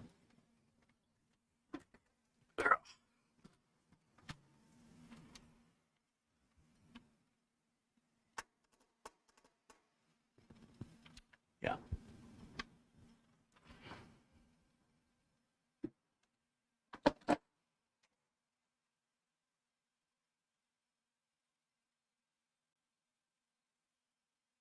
Chris Cowley contributes $20. Hey, Chris, thank you for that.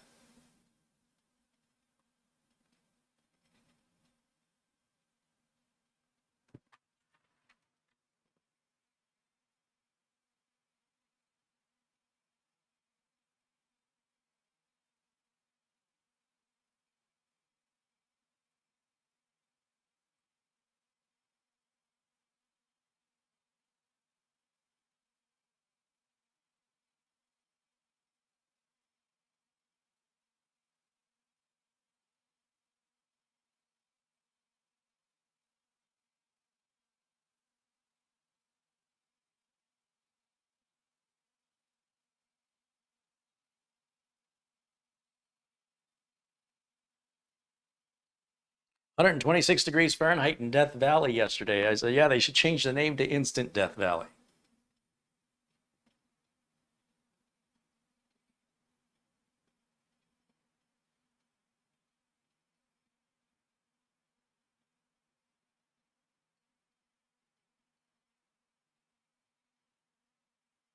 Any chance you can get the air conditioning to work better? Yeah, do you know a way to block the sun?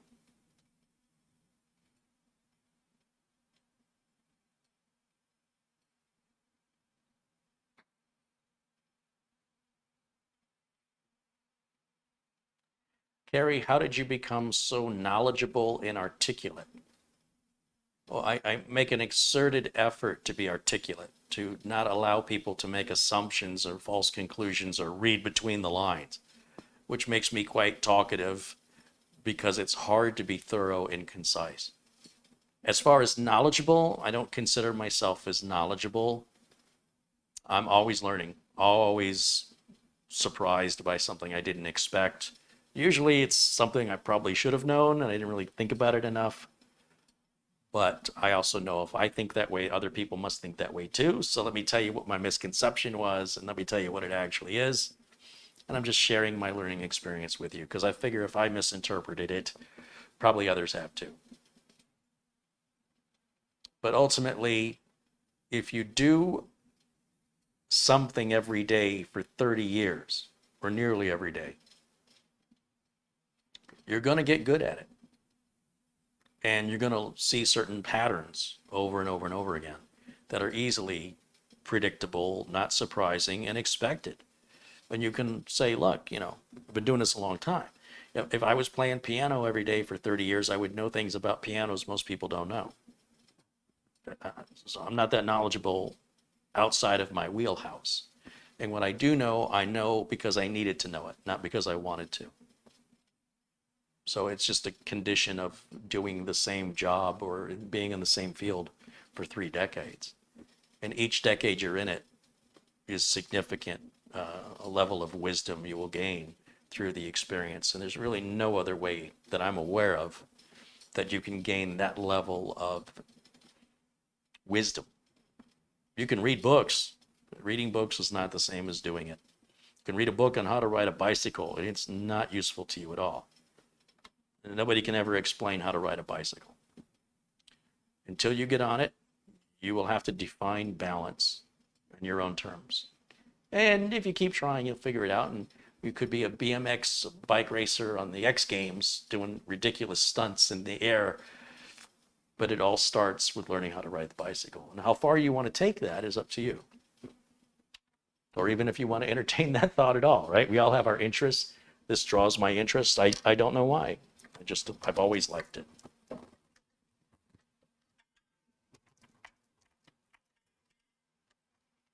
I like potatoes. I'm not sure why. Fried potatoes, tater tots, potato skins, French fries, potato chips. I don't know why. I just do.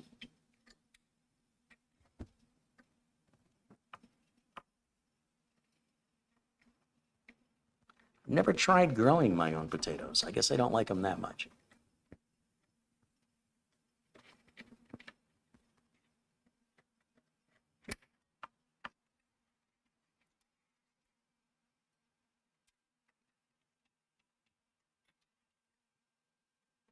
I'm just hooking up all the front port umbilicals here, which you guys have seen me do a million times before. You're not missing out on anything. Just takes me a minute.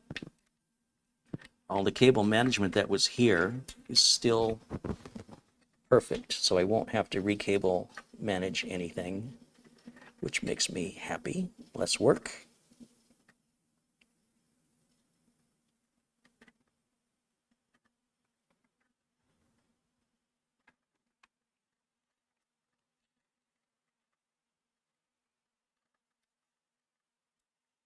Okay, hard drive LED can go on.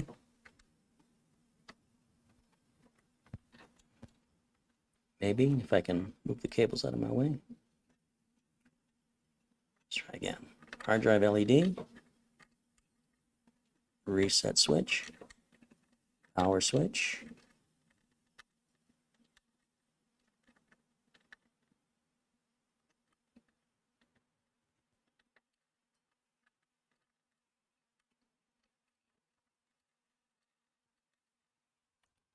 Knowing your limits, I think, is really important. I was on a long phone call with Mike Smith last night because I'm in over my head on a project that involves a managed switch and a firebox. And I've never configured or in any way maintained a VLAN before. I don't understand it. I don't have any other customers who have one. And to learn this for one customer, it's not worth my time. So I'm talking to Mike Smith about who he might know in the San Diego area that may be able to assist, or if it's something he might even be able to help me with remotely and we won't even have to bring a third party in. But I don't have the interest in learning it because if it's something I don't do every day, Well, this is interesting. I see what happened. Okay. If it's something I don't do every day, then the knowledge won't stay with me, right? It'll just be a waste of time because I will forget it. So I've got to, it's got to be something I do with some regularity in order to maintain a knowledge and expand upon it and evolve it. To solve it for one customer, it's just better off saying, look, this is outside of my experience. It's going to take me forever when somebody who is familiar with these types of configurations can get in and out much faster. I'm going to be experimenting as I stumble, trying to learn. And you might think, well, now you've got this new learning experience you could utilize in your business. I don't want to do that. I don't want to. Let somebody else do VLANs. I'm not interested. I don't want to. I never signed up to be a networking guru. I know basic networking. I can fix most networking problems, but the minute we start getting into servers and Active Directory and VLANs, I'm out. I'll gladly tap out and let somebody else come in. I can take care of everything else. I can take care of the workstations. I can take care of, a lot of things. But that's typical corporate work, that kind of work. And if I wanted to do that, I could just go get a job in corporate America. And that's what I could do. And then I could clock in and clock out like a normal person. And it pays pretty well too, by the way. So the fact that this client has this is unfortunate because they did this without my knowledge. So I came in to help them after about a 3-year absence thinking nothing had changed. Oh, it changed. And the customer can't explain it. They don't understand why it's there either. They hired a company. For some reason, they don't remember. Passwords were set on the firebox and passwords were set on the managed switch. Nobody knows what the passwords are. And the company they can't get a hold of the company anymore. So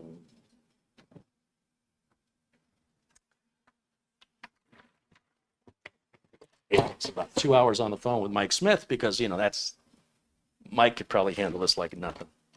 But remotely, that's going to be a bit of a challenge.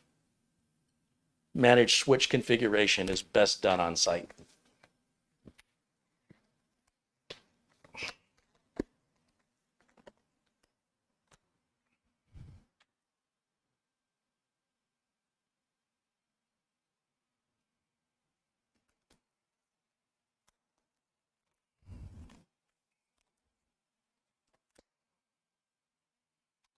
Okay, thermal compound time. Maybe I'll wear my glasses for this too, just to make sure I don't have too much of a mess.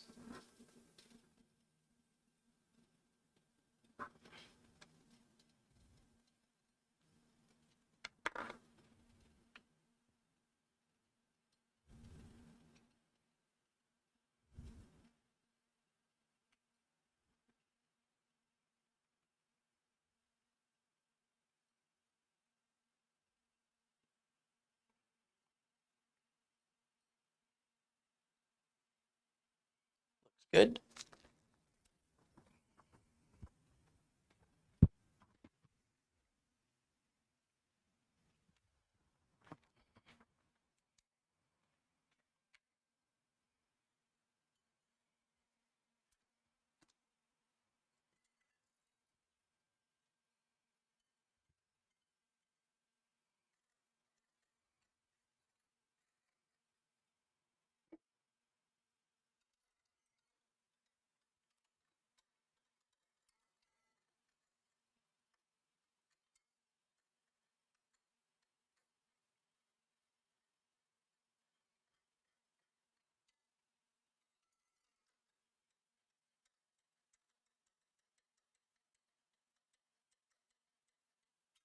Ricky B says, Carrie, check your PayPal. I sent you something. A birthday gift. Well, thank you, Ricky.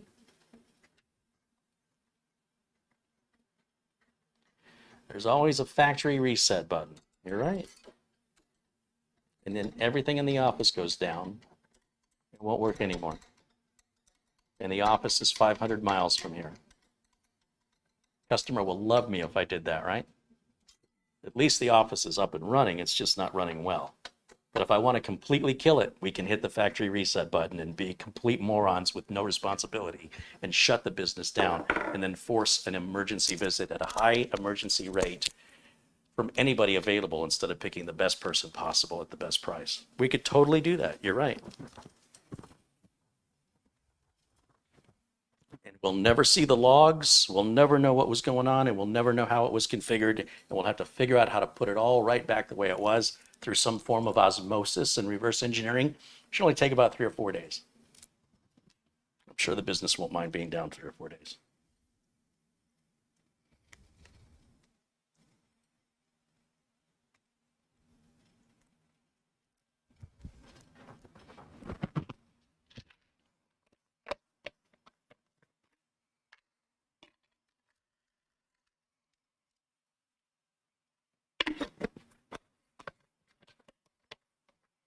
Larry says he's having a Coke for me.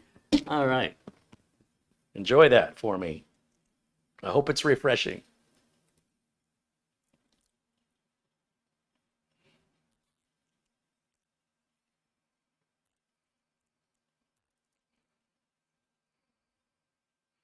Just gonna make this look neat.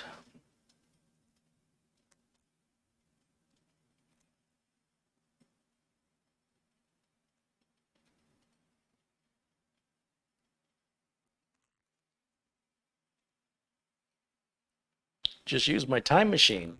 I can't, it's broken. It's just blinking 12.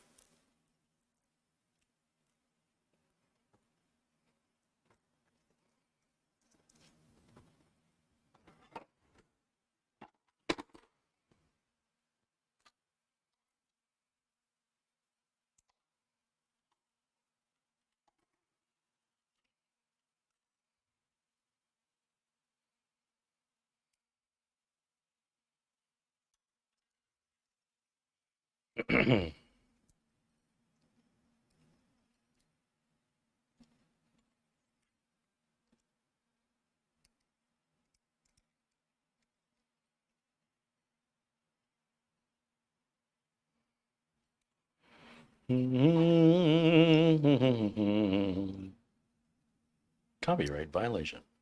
I just made it up. Nope. Every sound has a copyright now.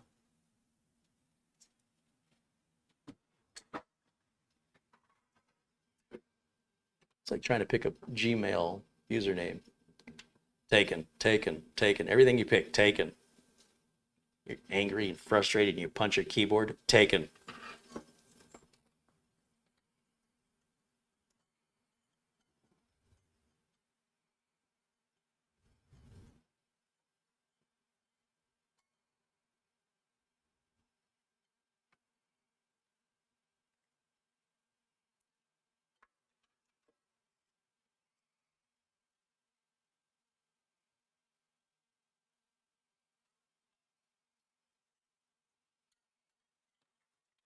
Well, this is a bit more challenging.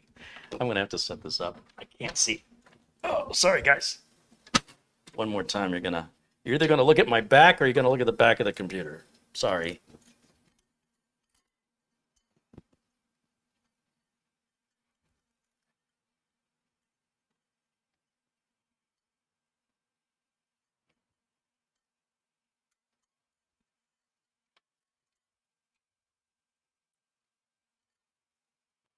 Somewhere deep in there is the CPU power header.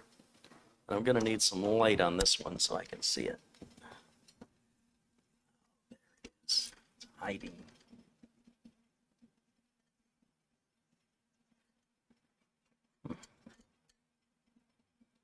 Yeah, I sort of did that wrong.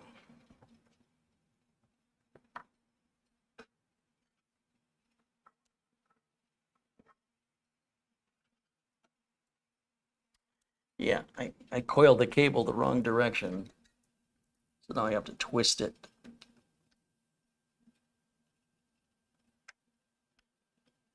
Might undo that and redo it.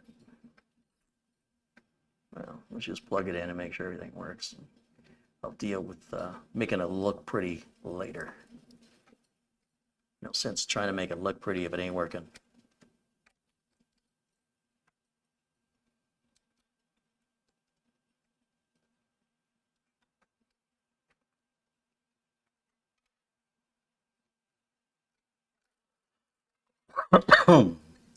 Still dust in this thing.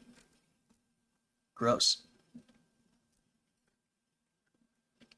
Coming down in clumps as I bump into the power supply. It's huge chunks of dust are coming out. I must not have blown it out too well. Oh, it's awful.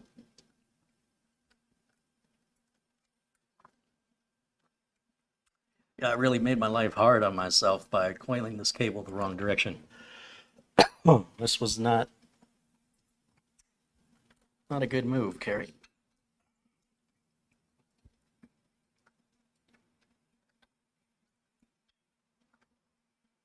Oh, excuse me.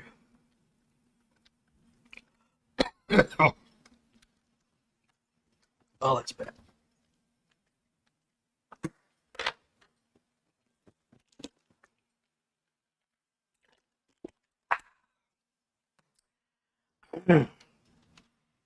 Okay. Ooh. That definitely was right in my face. Oh. Oh, I wish you guys could have felt that. I wish we had some kind of way to convey that on YouTube. It's lovely. Everybody should share that. Ooh. Something cold here to drink. Combine that with the heat. Oh, yeah.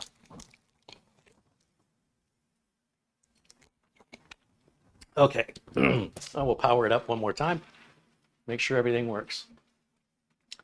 And that bundle of cables is eerily close to that big fan.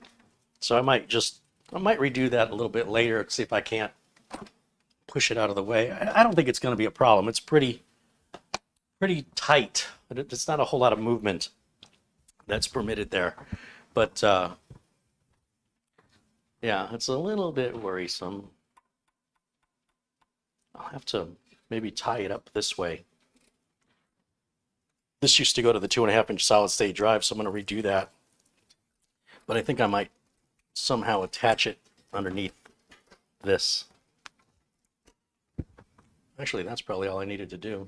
I still want to tie this up regardless, because that looks terrible.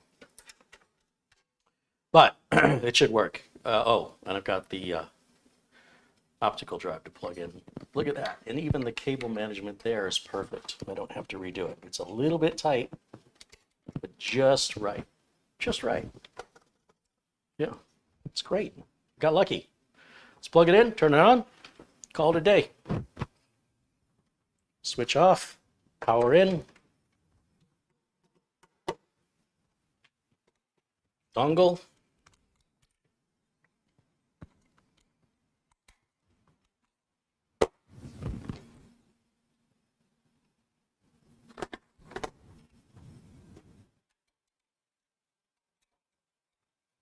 Video.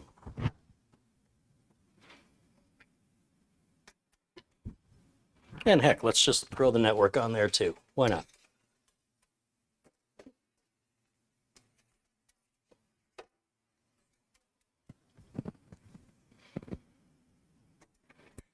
Okay, let's power switch on. Power on here. Both fans are turning. Switch our video output to this box, which is right here. And there we are. Job done. Job done, ladies and gentlemen. We got it through it. And these used parts from Amazon, especially this motherboard, was a little worrying. Looks 100% just fine. But boy, I just wish Amazon wouldn't take returns back that didn't at least have the right box.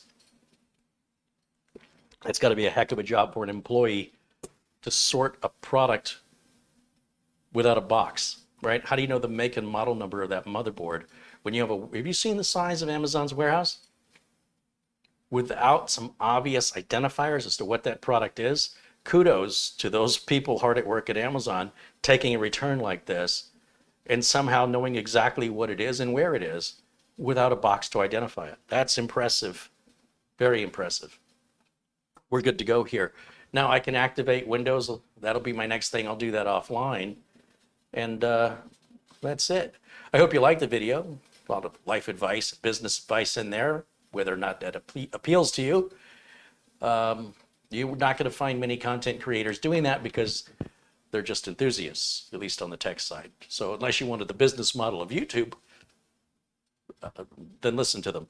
But as for running a business today in 2021, even if they used to be in business a couple of years ago, a lot of this has changed. So take from it what you will. If you like the videos, be sure and subscribe and make sure to click the bell icon to turn notifications on. I don't know if I'll be back tomorrow or not, but as time permits, I still have a lot more videos I have to make, a lot of them. So I am anxious to try and get some of these shorter videos done off my bucket list or to-do list. And I appreciate everybody contributing during today's live stream. And I only see like the last few people who have contributed. So I apologize I can't give a shout out to everyone again, but of course Peter Laycock, and then Chris Cowley. There were several others, Samuel Ramos. Thank you guys. I know I gave you shouts out at the time. I do appreciate it. Amazon used to keep a running list. It's just not, it hasn't been working for over a month. I don't know why. So it is upsetting to me that I can't see it anymore. But that's why I do shout it out when I do, because if I wait till the end, it's gone. So I hope YouTube fixes that someday soon. Let me tap the power button here. That should cycle it off, I hope. There it goes, it's off. It's good. All done. Take that, take that, take that. Oh, there goes, there goes the squirrel. There it is. Just a little cable management to do there.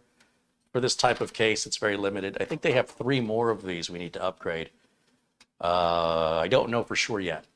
Pretty sure there's 3 of them. I just don't know what they want to do with them. And they're all from like 2015. They're all due for upgrade in a business environment.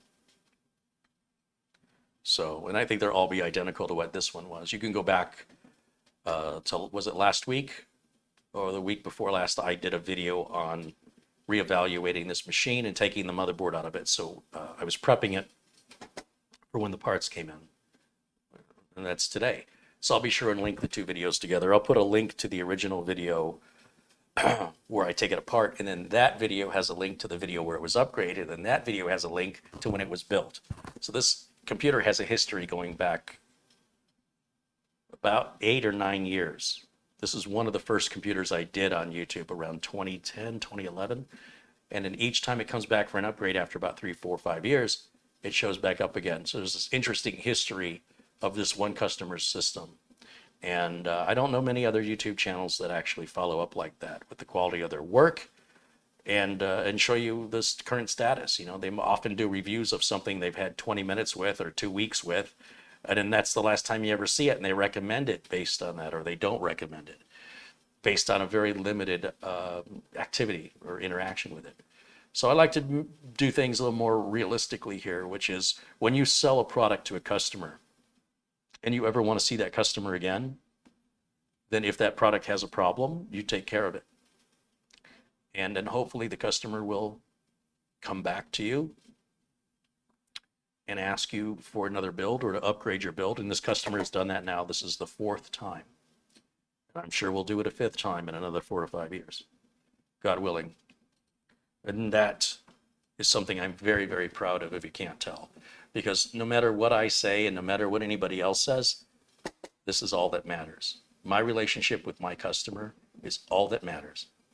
So I appreciate everybody who's contributed. Thanks to all my friends in blue. Thanks for hanging out with me today. It is a hot one. I'm still in the heat of the day. We've got another hour of this. But the pool is useless. The pool is like a spa. It's too hot. So I will just have to find a dark room and sit in front of a fan for a while to cool down. But I'm in Arizona. What do I expect?